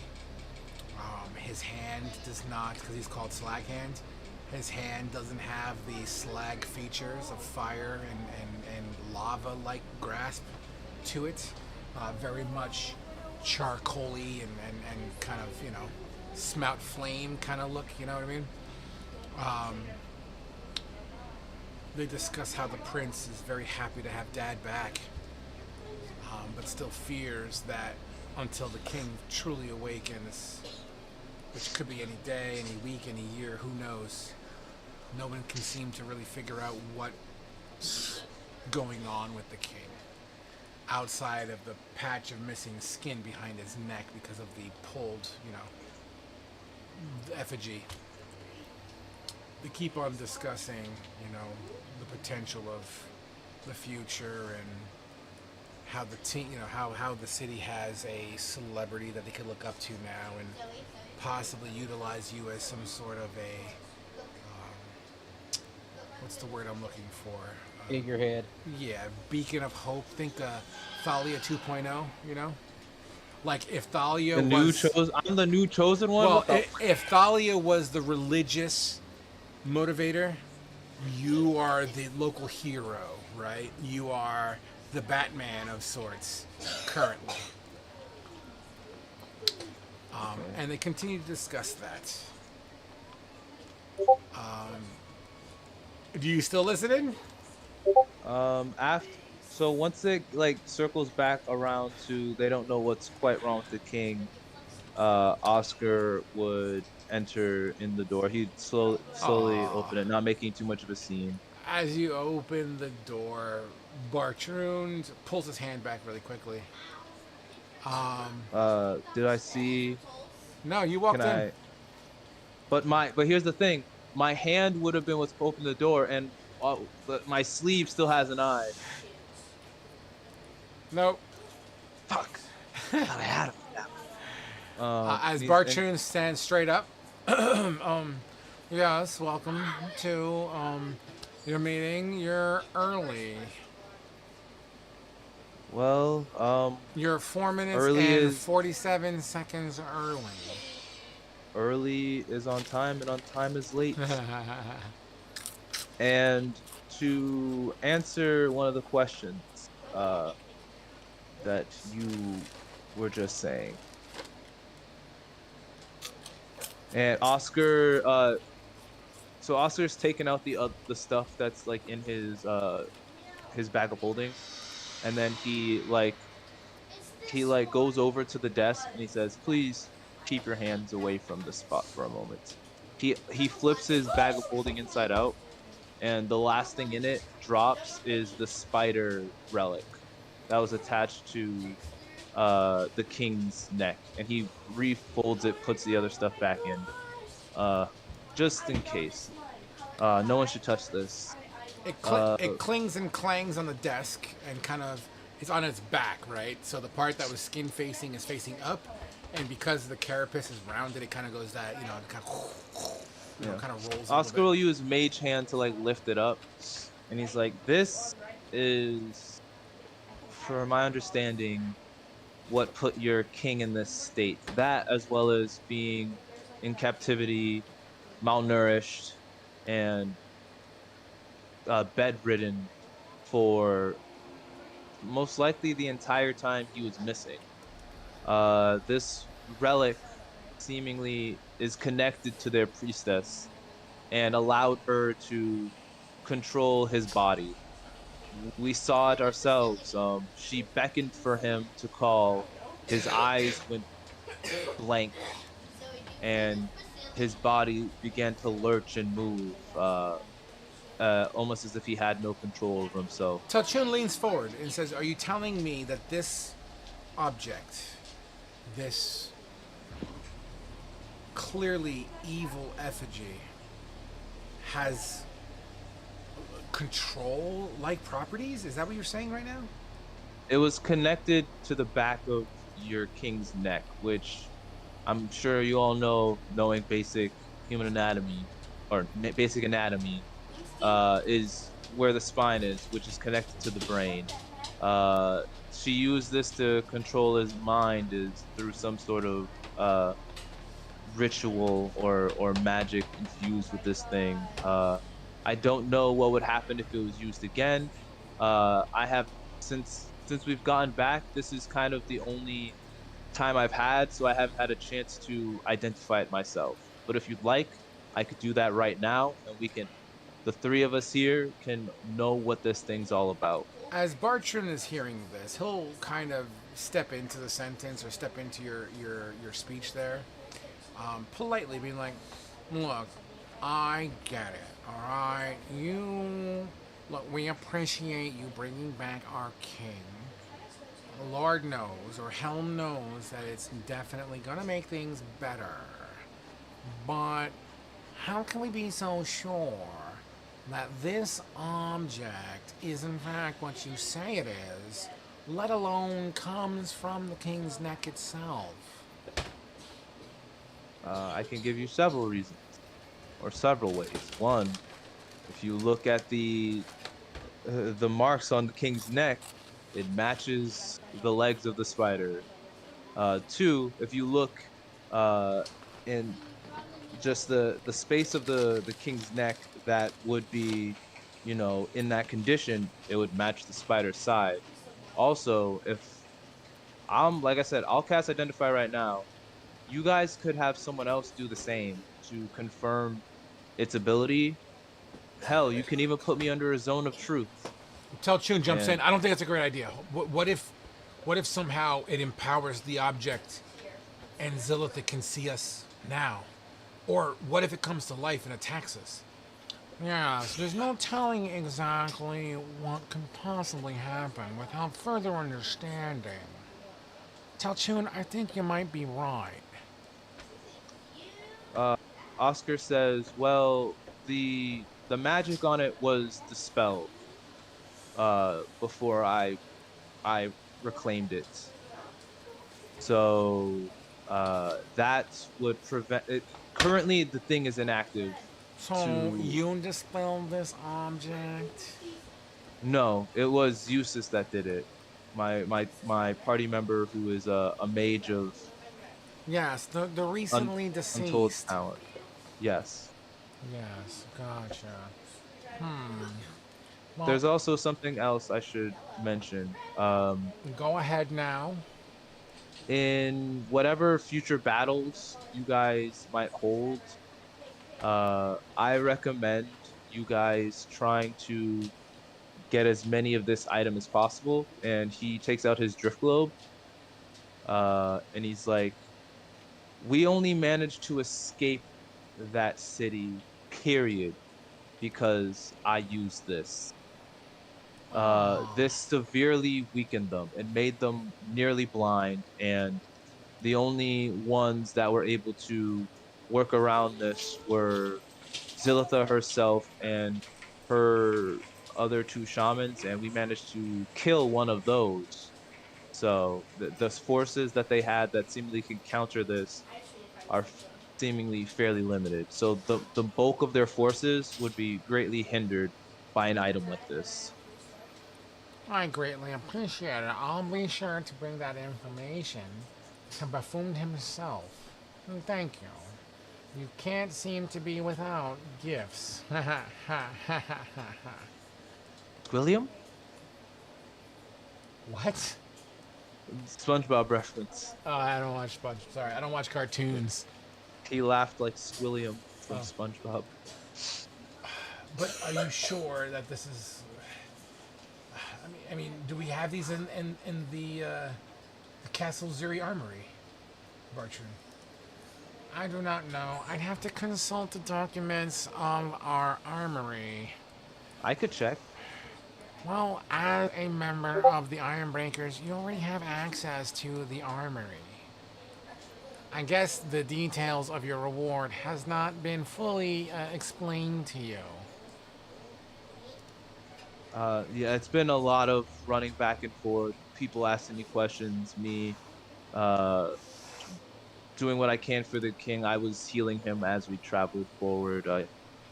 And now that whole speech, and it's just been a very busy time. But yes, great. I'll stop by and see what I can find, if I can find anything of use there, and I'll inform the guards of the armory of anything that should be useful and what situations that would be. As you say that, you hear the scream, "Halt!" coming from outside the barracks. And that's where we're going to pause you, Oscar, for just a moment. Okay, cool. The rest of the party.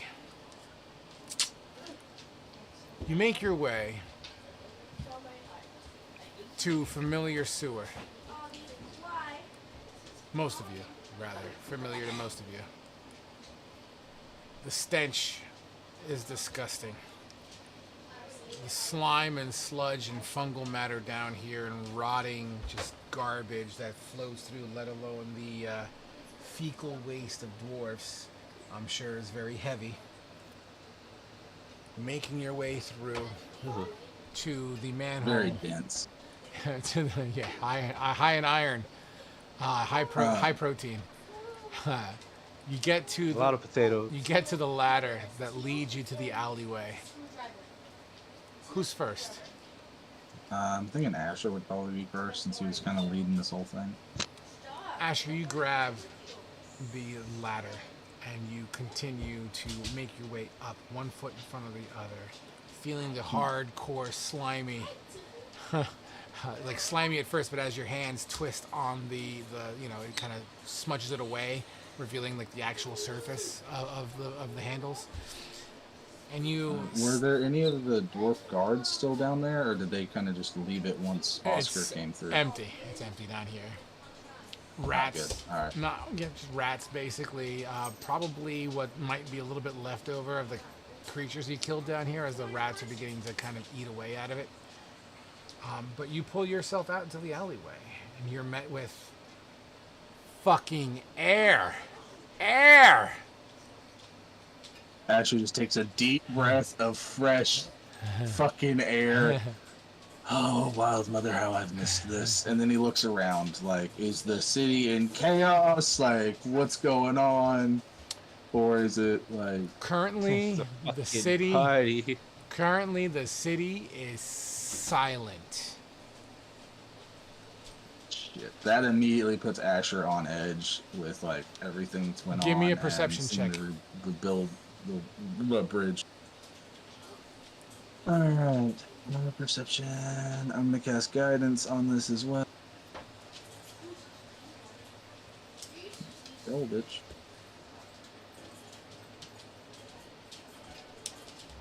I'm gonna use my DM inspiration because I Sure. rolled a nat 1. I'm on board. Okay, that's fucking. You Okay, hear. so a 25. Yes, with the 25, the town may be silent, the city might be silent, but you do hear a solitary voice, too far away to make out, but it does seem as if someone is speaking. Can I make out what language it is? It's too muffled and too far away to really discern at this moment. Okay. But I'm sure you'll figure it out soon enough. Asher's still kind of on edge because it's quiet and he can hear someone speaking but can't make out what it is. Guys, we might have to be ready for anything. It's stupid quiet up here. Who's second to come up? I I'll imagine go. Kane. Can go. All right, Kane. You hunker your way up, passing by sludge, slime, and foul-smelling. Bleh. You extend your hand out as Asher turns around and tries to help you up and pulls you out of that sewer drain. We're getting too old for this, brother. Oh god, it's so glad to be out of there. Fuck! Shit, whore. I want food and drinks and a bath. Same. Who's third? Who's up behind me? I'll come out next. Kane will reach in and pull Eustace up. Eustace, you feel a tug at your arm as you ascend. Is that the word? Yes. Ascend from dark, dank to bright and clear. He just takes in a big breath, like smells slightly better, and he begins to use precipitation on himself. And before you're able to use precipitation, you've been in the dark for days. All your pupils would dilate to some degree at this point. As you adjust from one literal biome to another in a pretty rapid succession. It takes a little calibration. But as you start cleaning yourself off of your gunk and grime, who's fourth? I'll go up. The new queen ascends as every step and foot that she takes in this ladder, you hear clink, clink, clink, as her hard skin smacks into metal. She reaches the top. Does Queen extend a hand? Or is she an independent woman? She will actually extend a hand. Beautiful. I will extend a hand to help her up. As you grab her hand, Caleb, what does your hand feel like? It's kind of cold to the touch, and it's extremely stiff. Like there's no give of like flesh, as you would think of it. It feels like actual stone, and it's very heavy, very dense. Unbeknownst, granted, 7 foot. You actually don't. I actually, when I take your hand, I actually pull you down because I am extraordinarily heavy. Which now is- that I remember. I am extraordinarily strong, so but Are you even- 4,000 pounds strong? Yeah. 4,000.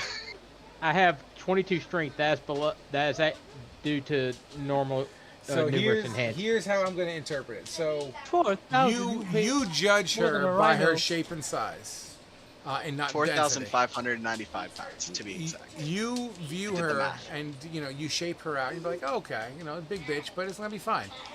But you clearly misjudge her, so you have to like shuffle your heel forward a little bit to give yourself a little bit more leverage, But you're able to yank this bitch up. And as she slides her knee onto the rock road below you that you're standing on, you hear the sound of rock on rock slide. And she begins to stand up. Kane will just give her a very quizzical, like, what the hell kind of look. And just kind of shake his head and be like, something's going on here. She looks very impressed with the ability that you're able to help her actually get out. You weigh more than most rhinos. This is literally as thick as an elephant. No, elephants are a lot heavier, but George, Oh, give I me know, give it me a was charisma hyperbole. check real quick, Kane. I'm curious about something. Okay. 16. Kane the lady killer. Not bad. That was just my own personal measurements. All right, cool. And then lastly, who's coming up? Yeah, thermal. The grunting of a dwarf can be heard echoing in the chamber below. Do you extend a hand, Thermal, or are you an independent woman? I do not extend a hand. I can do this on my own. As Kane would most likely respectfully extend a hand, you don't even give a fuck. You just pull that shit up and push yourself up to your feet and probably crudely dust yourself off. Ugh, fucking sun again. I missed the sun, Thermal. It's better than where we were at. I liked the dark, but holy shit, I'm glad to be in the sunlight. Same. Well, once I complete my quest, I'm going back to the dark. As soon as I complete my quest and I'm going back to the dark, you start hearing this echoing, thunderous cheer coming from deeper in town. What the hell is that? I don't know. I guess let's go find out. Should we go to the cheering or to Tal Rune? King Saver! Us. King Saver! King Saver! I think guess we I'll should go. go. To be fair, yeah. I think I like the Reclaimer better. King Saver! King Saver! Well, I guess Let's Oscar go made to it back. Taltune. Oh, I mean, let's I'm make pretty our sure we're way. gonna run into the cheering on the way. Yeah, let's go. Everything hurts. Yeah. As you... Um, what? Sorry? Hey, Ashley, No, you're still okay. glowing a bit behind your ears. Do what? You're still glowing a bit behind your ears. Oh, from the bioluminescent shit? Yeah. God damn, he just like flicks it off. He's still pretty much disgusting. It's like he's too tired to even give a shit. Awesome. You make your way towards... You said Telchun, I believe is what you said? Yeah. As you make your way towards the barracks, a place that you're all familiar with, the city is empty for the most part. Common folk are very scarcely seen at the moment. As you get closer towards the center of town, you start to see petals, kind of like snow and blooming cherry blossoms, start to kind of, flutter down, landing on your shoulders, on your nose, or on your boot. The crowd now seems to be getting dispersed as they are returning to their home slowly, but essentially it's almost like a parade is about to barrel through you guys on the street as this mob of dwarves begin to just push past you guys. And out of fairness, I need to roll a d20. This roll represents the entire crowd. And sorry, Giant Slayer, they think you're dead, and they're not effectively looking for you, so your face bears no recognition right now because I rolled a 2 for their perception. So unfortunately, they're just too Look at excited. these dirty guys, these bumps. They are too excited to acknowledge the other celebrity that's walking down the fucking road right now. You know, Kane's too tired to care. As these, you're bumping into people, you're trying to push their way through. They seem to be, the king is back, and this is so exciting. New times, safety, like it's gonna be a new day. Normal kind of huzzah kind of words and words of affirmation and whatnot. The barracks, viewable. You make your way to the front of the. Actually, before you make your way to the front, there's something I need to say. As you look into the air above the barracks, you do see a flightless or a flight individual, flying down and landing, I would say, and that's like maybe 3-minute walk away from the barracks. You'll see something have flown and landed in front of the barracks. It's at that point that 3 minutes later, you make your way. You got something, Kane? No, this is Kane, like, pointing to the thing that's flying. It's like, that's fucking Oscar. Yeah, he did make it. There we go. All right. I wonder if we're in trouble or if I'm assuming we're gonna be fucking. I don't know. Loaded after that. I don't know. We'll figure it out. We'll I just want a figure that bath and bed. Bath, bed, some food, Food and booze. You get to the women, barracks. booze, all that good stuff. You guys are dirty, smelly, stinky. You look like you guys just came from a sewer and the Underdark. We've been through some shit. Literally. And sorry, I'm thinking of something. You make your way towards the guards in the front. You turn the corner rather quickly as you try to get to Tal Rune's office, or at least tell Rune to speak to him. The guards not expecting your arrival, and not inherently recognize you, at least not right away, as it's pretty quick. They shout, "Halt!" as they extend their blades in your direction. And it takes them a second to kind of squint their eyes at you.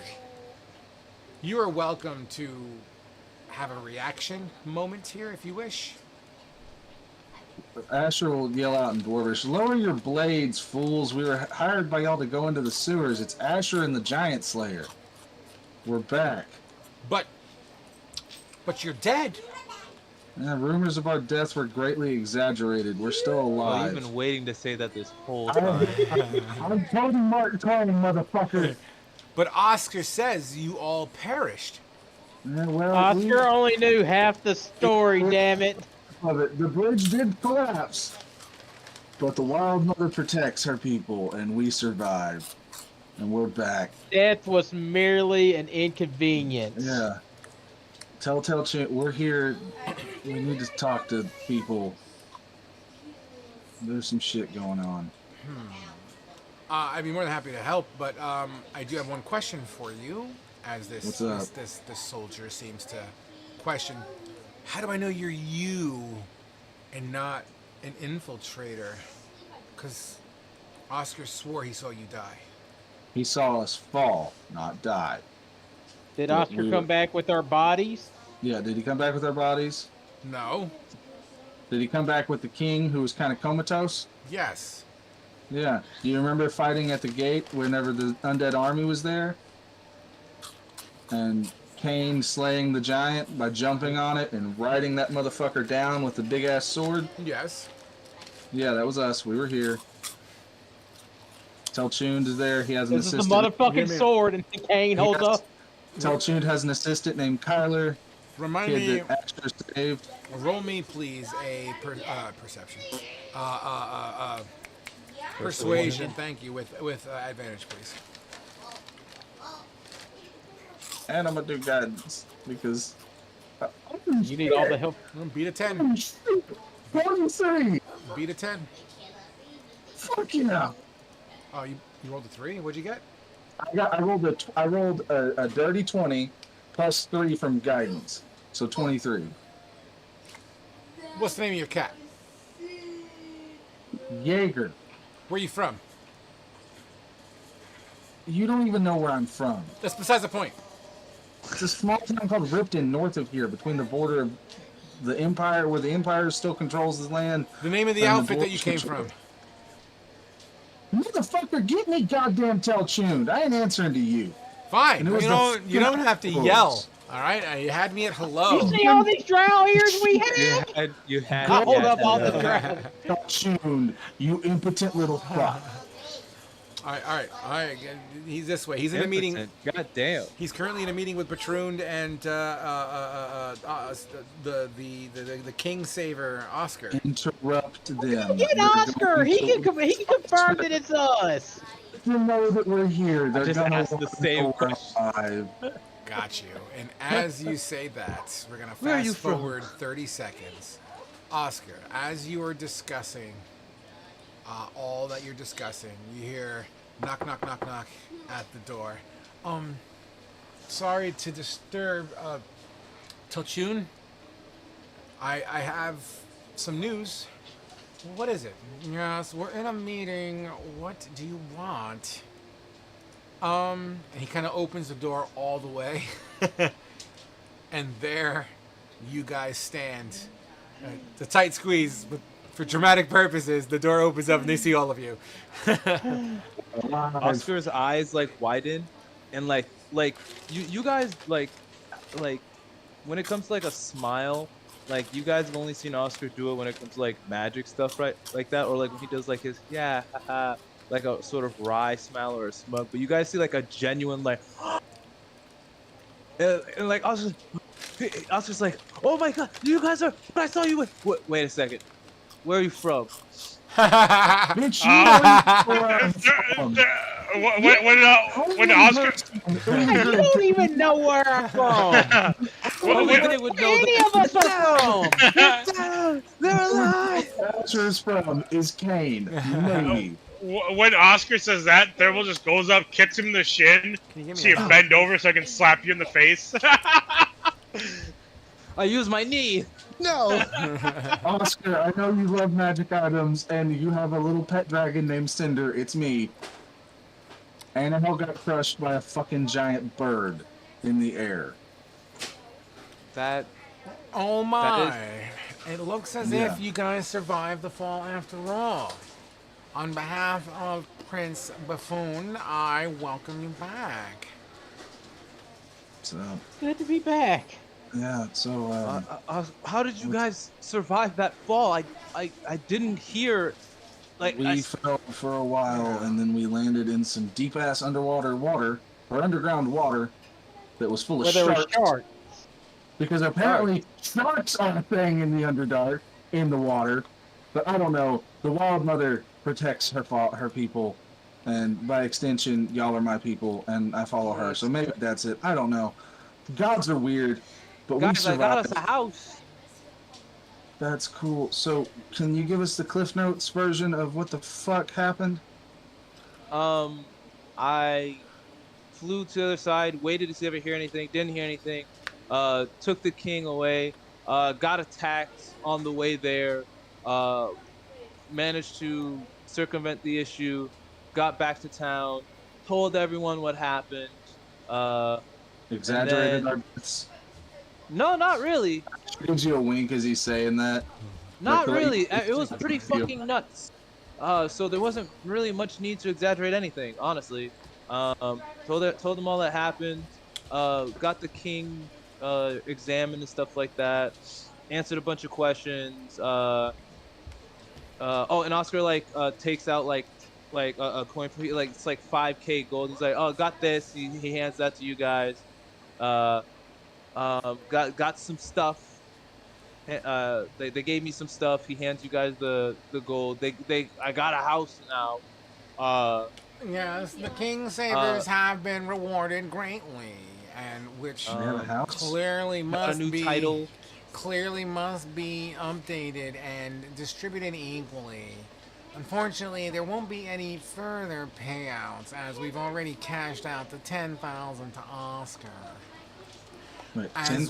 well Yeah, as ten the thousand. resident, as That well bag you said held 5. Yeah, because I thought you were excuse dead. me, do you not want to hear what you guys get? It's been a long day. I'm sorry. I almost Listen, died twice. I know what you're trying to do is important.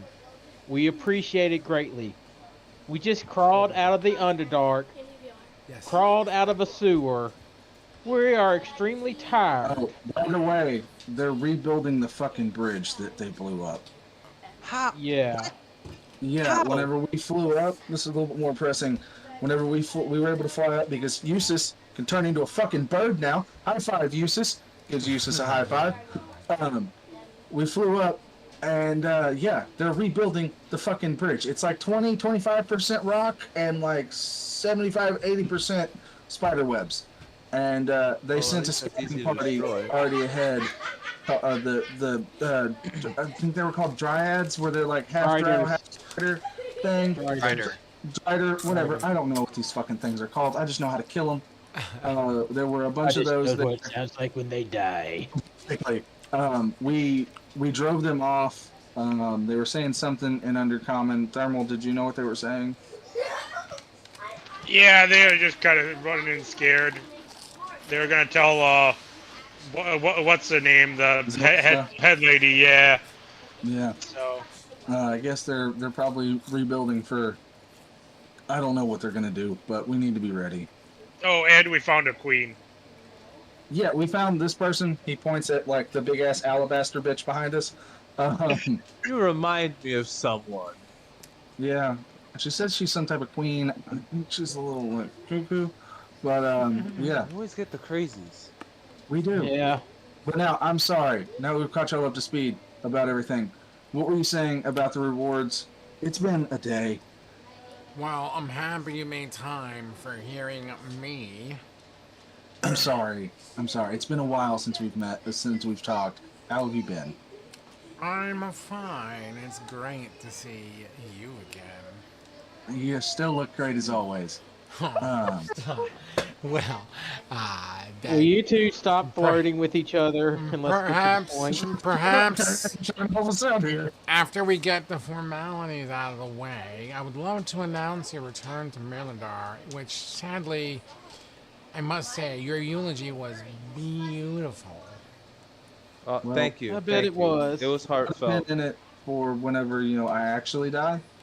We can do that one again. Well, we're gonna Yeah, have to Oscar figure out. hands you like the written out thing he did of it. He like tears out the page. Like, here, you guys can read it. If you want any amendments, just let me know. I'll save it for the next time you die. All right, cool. Perhaps we need to make an announcement to Milladar in total to honor and praise the entirety of the party and no longer mourn them. That's a good idea. That Let's save being that for said, tomorrow, though. That's perfectly fine. Perhaps Or we I can can do get it tonight. we could perhaps get the royal bathers out to help you with cleanliness and pampering, as you are all responsible for saving our mighty king Slaghand. But Sounds with like a plan. but with the question. title and renown comes a few other things. Now, Oscar, I'm sorry. You've heard this already and have been paid out, but they have not heard the terms that they've No, please earned. go. I was listening very much so before, but I'd love to hear it again. As part of a previous contractual agreement and exceeding expectations, you no longer will be granted a house. You will now be granted actual land and property within the city limits of Merladar, containing housing that would be adequate but not lavish, as well as stable capacity and training grounds. This property is to be moved into as soon as possible and deeds transferred over by tomorrow at first light. You may move in and use this location as your own private residence where the king or prince may call upon you upon a dire need to be volunteered for if you request.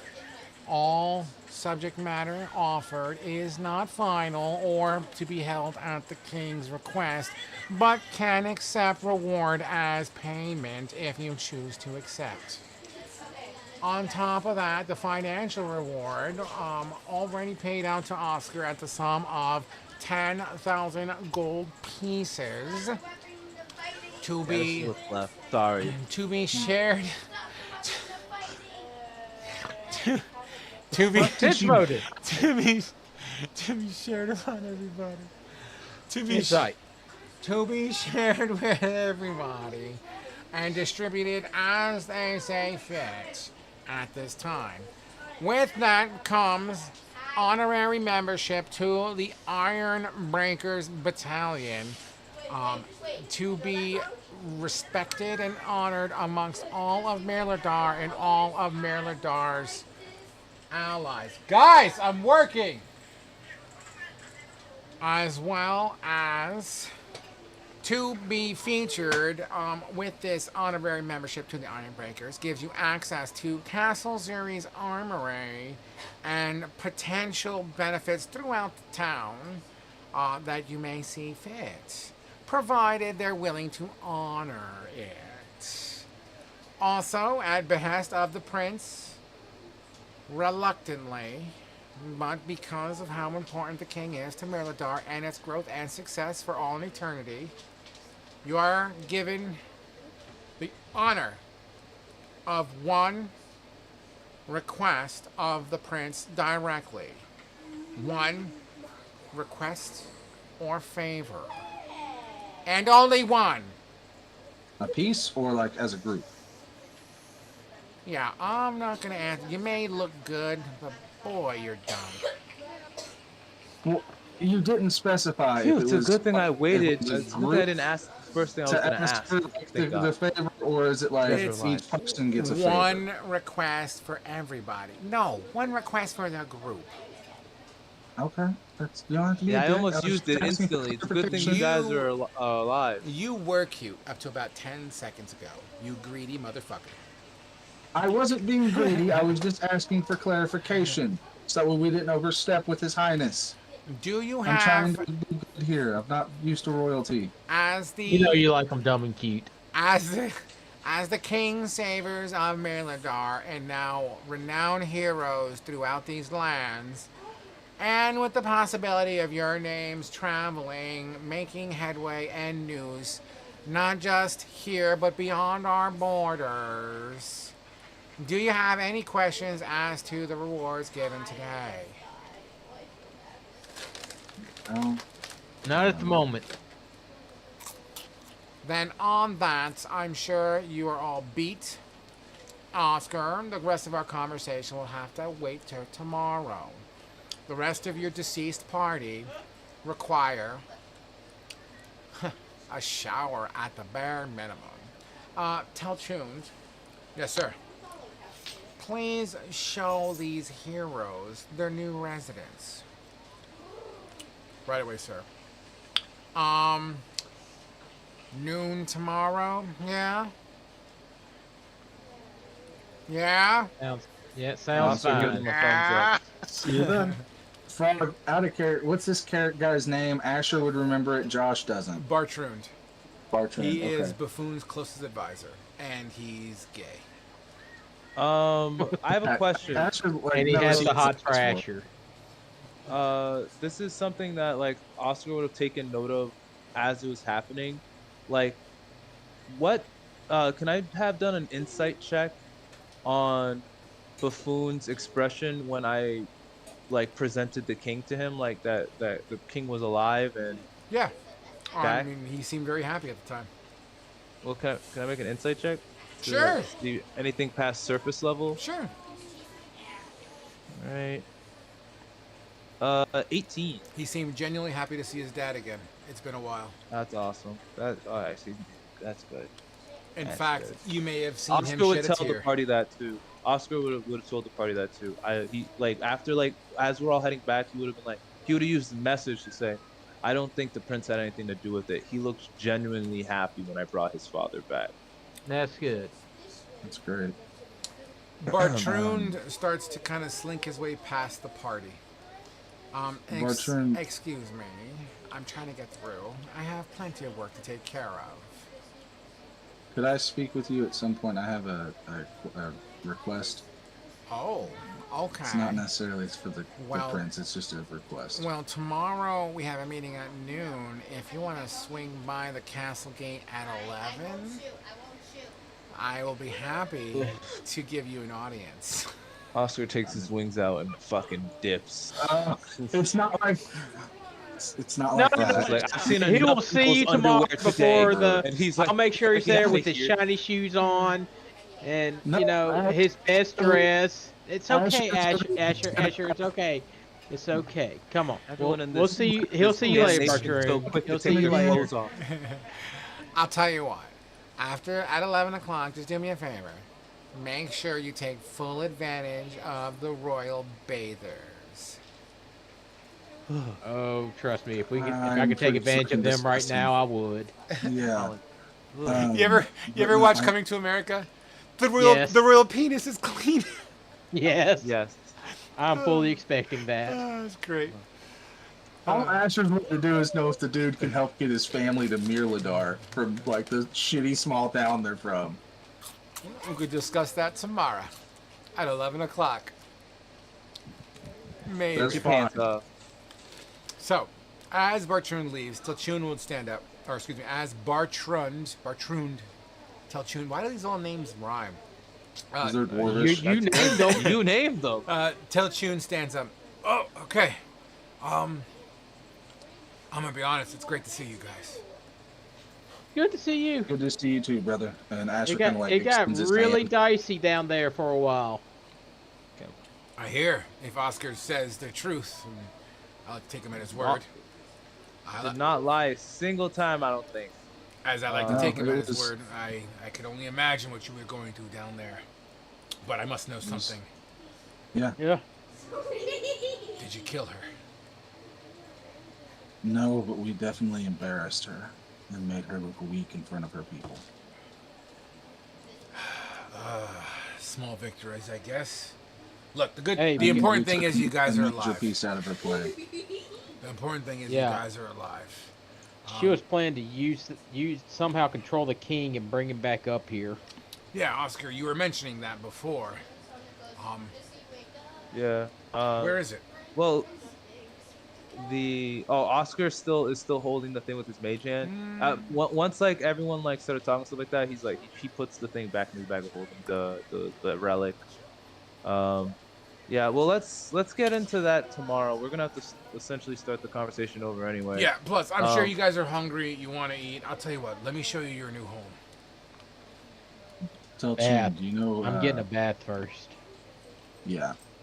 Could you give me directions to Kyler's house after we get done? I'd like Oh yeah, to that receive kid the asked boy. me to eat with him because you guys didn't. I said I would do Yeah, that. he I invited did a me good to surprise dinner for him. before we were able to go down.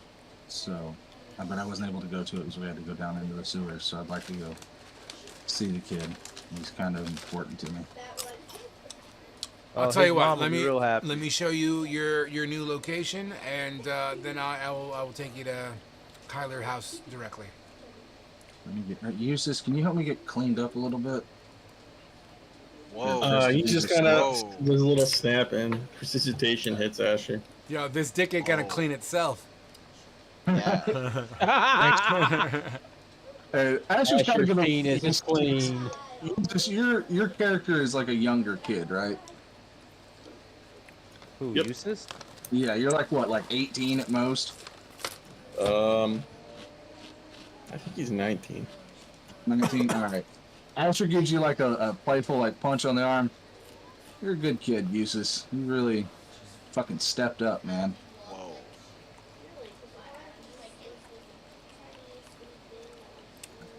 Fucking awesome. He takes it like a champ. Thanks. It is gonna rub my shoulder. I didn't hit him hard. It was like a little push. Granted, you are a wizard, so you took like 46, push damage. So, on my screen, actually, okay, Mildar is a big city. You all see the city, right? Yeah. Yes. All right, go towards the main gate. So this is the gate where the giant slayer got his name. It's on the western side of town. So the compass should be in your lower left. And go to the western gate. My torch is on there right now. Do you see my torch? My token is not on the board. Correct. No tokens None on of the board. ours are. Okay, gotcha. But my torch Yeah. is over here. So see this torch I here? don't see the torch actually. Yeah. On It's in the western front. gate. Yeah, I got you. All right, so follow my torch, and I will show you where your home is. Your home has its own walls Oh damn, this place is big. and keep structure. Anything within Damn. these 4 walls, it's modest. It's kind of like a mini barracks thing because they had to accommodate. But you have a barn where you can house your own livestock, horses, what have you. You have a crafting station. If necessary, you have a training yard. And you can does whatever you wish to does with it. And it's Nice. right next to the main Next gate. to the gate? Okay. I put a floating angel, green angel, flying above your location so you guys don't ever get lost. So if Where's that? if you do a bird's I eye don't view, see- I don't think I can see because my character's not on this map. is that a thing? Let's find out. Yeah, I can't see it. Angel? It's flying above it. Maybe it's too high for you guys to see it. Hold on, let me lower it. My camera's all the way up. Yeah, no, there's no angel there. I think Eustace. I see is the right. compound. Weird. Yeah, the compound's easily found. It's literally right next to Would the it be front. possible, to use this template and then all of us can go in Tailspire and design it and just have an individual map of just this? Actually, I could do one better. Watch this. I'd like us to be able to design our own room and shit.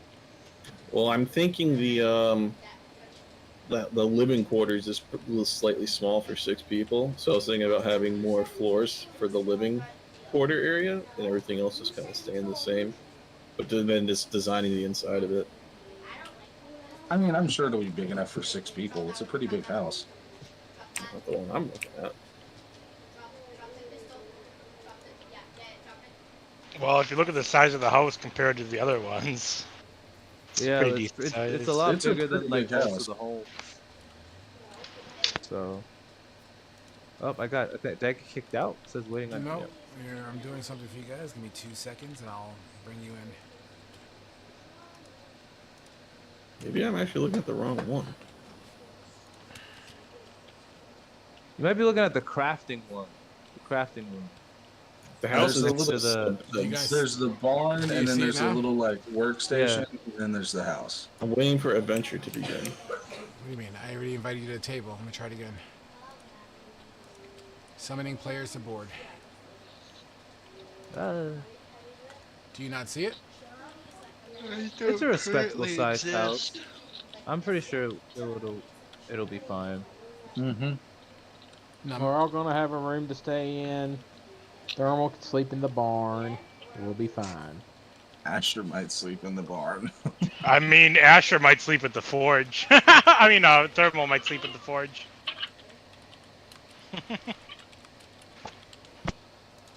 All right, cool. So you guys have that. Trying to think of how much I want to give you tonight. Why don't we end tonight's session on an interesting, rewarding note? You guys got your rewards already, and obviously we'll investigate the details of these rewards a little bit later, maybe next session. But to close the night out, here's what I want to do. As you are settling in, Chalchun is waiting at the main gate, or at least the main gate of your compound, not the main gate of the city, your compound, as he kind of beckons Asher to follow him. Yeah, Asher will go with him. Takes about 10-15 minute walk, but you get to a home. As you requested, Asher. Thank you, brother. I appreciate it. And It's about dinner time, so I'm gonna get going here. all right, I'll You see know your way later. around town. Welcome back to the land of the living, buddy. It's glad to be back. I miss this place. I missed the sun, the air. The fresh air is amazing. Well, you should have seen the city. Apparently, they miss you too. Just doing what we can. I've never really had a place like this to call home, and now the city's becoming home. Well, You shed blood for a place enough to kind of care about in it. your place in the Iron Breakers now. Well, maybe there's a good chance you and I might be working together. We'll see what happens. With that, Asher kind of like has a moment of, and Tal Rune would probably pick up on it if he gets that, like, for a second, that 1,000-yard stare, remembering the last time he was in a group and like had command. Yeah, Coincidentally, the name Iron in it too, I believe. Yep, Iron Wolves. Yeah. Well, nevertheless, I'm eager to work with you in the future, my friend. But I'd say that's tomorrow me and you should get a drink after, like in the evening. Yeah, after your 11 o'clock and then your 12 o'clock, maybe we can. That'd be great. Yeah, he'll be tired. I'm only asking the man to see if he can get me help on getting my family here. Yeah, well, favors are usually repaid with favors. But, we'll see what happens. Mm-hmm. If he wants anything fucking weird, I'll do it myself. He knows. Later, buddy. Take care. And he walks away. And there in front of you, you'll see, like, if you were to look through the window as you make your way towards the main door, the window is in an angle where you see, a female dwarf putting a fucking apple pie in the middle of the table. You see some food spread going on right now. Asher, he's cleaned up from the prestidigitation, but he's still kind of sore and a little stiff, and he did get like that claw mark, like the claw on his back. So he's still a little beat up, but he's gonna walk up to the door and just knock on the door. You hear, coming as a reply, and as the door opens up, I can't believe Kyler. As the door opens up, you see Kyler's face, and he takes him like a good 5 seconds to recognize what the fuck. Asher like pulls the hood off that he usually has up. He immediately starts crying. And Asher gives him a hug, and he's like, "I heard y'all thought I was dead. I'm not. I'm still alive, buddy. I knew Takes you a were lot more still than that alive. to kill me." I knew it. I knew you weren't dead. I knew you weren't dead. The wild mother showed me that you weren't dead. Oh, what'd she do? As, Kyler stops hugging you. By the way, he hugged you. Yeah. I hugged him back. Yeah. Like, this has become Asher's dwarven little brother.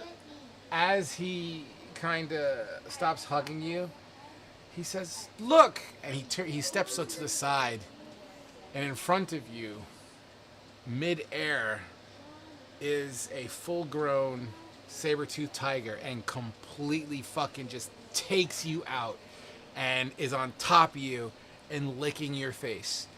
And that's where we're going to end session tonight. Oh no, Asher's been killed! Right? So Jaeger is fully grown now? Yes, it looks like the wild mother has blessed that cat to a full-grown cat. So you will now have a at-risk of death creature. He will have a stat block. Spoiler alert: saber-tooth tiger. I believe it's like I think it's like a CR half or something, or maybe a CR one. Yeah. Or whatever. It's like a CR2, yeah. Yeah. Question. My main question. A saber-toothed tiger is technically, by the rules, a large creature. Cool. Are you gonna have to be able to ride him? Yeah. Could Asher ride it as like his mount? Yeah. 100%.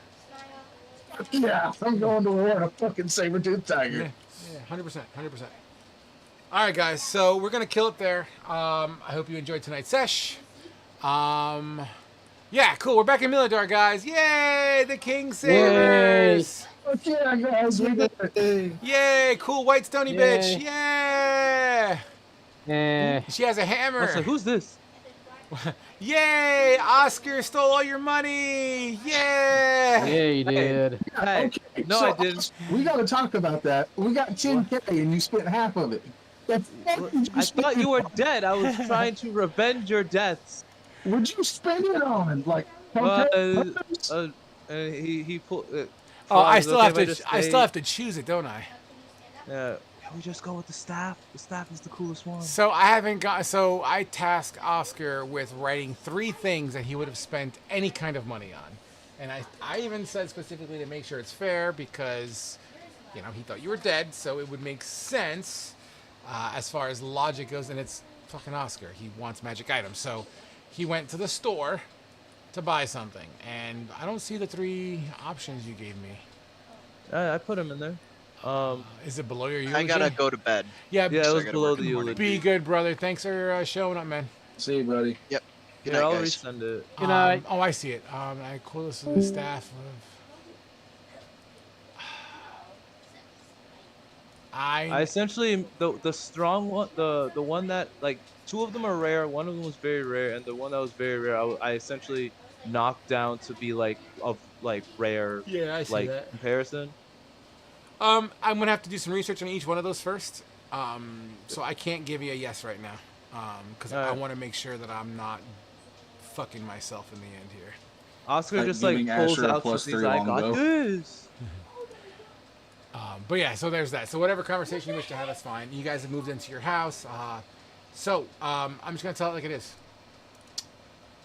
From this point in the campaign on, although the original vision of this campaign, we haven't even touched what I originally wrote. I want to go loot a dragon horde. So the game's gonna get exponentially harder now because you're level 8s. Yeah, guys, I have to. I'm gonna have to start ramping shit up. I'm not trying to kill you guys, but it may happen. We almost all died last time. So be prepared for that. Well, you're level 8s now. You guys have renown. You guys now have homes. You know, there's a lot more at risk, and when there's a lot more at risk, there should be a higher risk. So just be advised on that. You know, but you know, take the bait from time to time. You know, it'll be fine. Nevertheless, guys, that's all I got. Wifey's on her way home, and I have a homemade cheesecake to eat. So, if you have any questions, nice. I have a question. Yeah. So we have access to basically the Royal Armory now? Yep, and I have a thingy. Can we get the link to the thingy? I may be inclined to give you the link to the thingy. Does it have like magic items, or is it just like all mundane shit that's just I have fancy? It's a sword.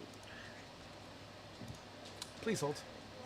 Yeah, I was kind of picturing wherever I got this, the item that I'm pulling out, I got from like somewhere like the armory or whatever. Like Yes. rather than just buying yeah, it. whatever you bought did come from the armory. 100%. So we still have to buy the shit. Fuck We just yeah, have dude! It's the access- King's okay. Armory.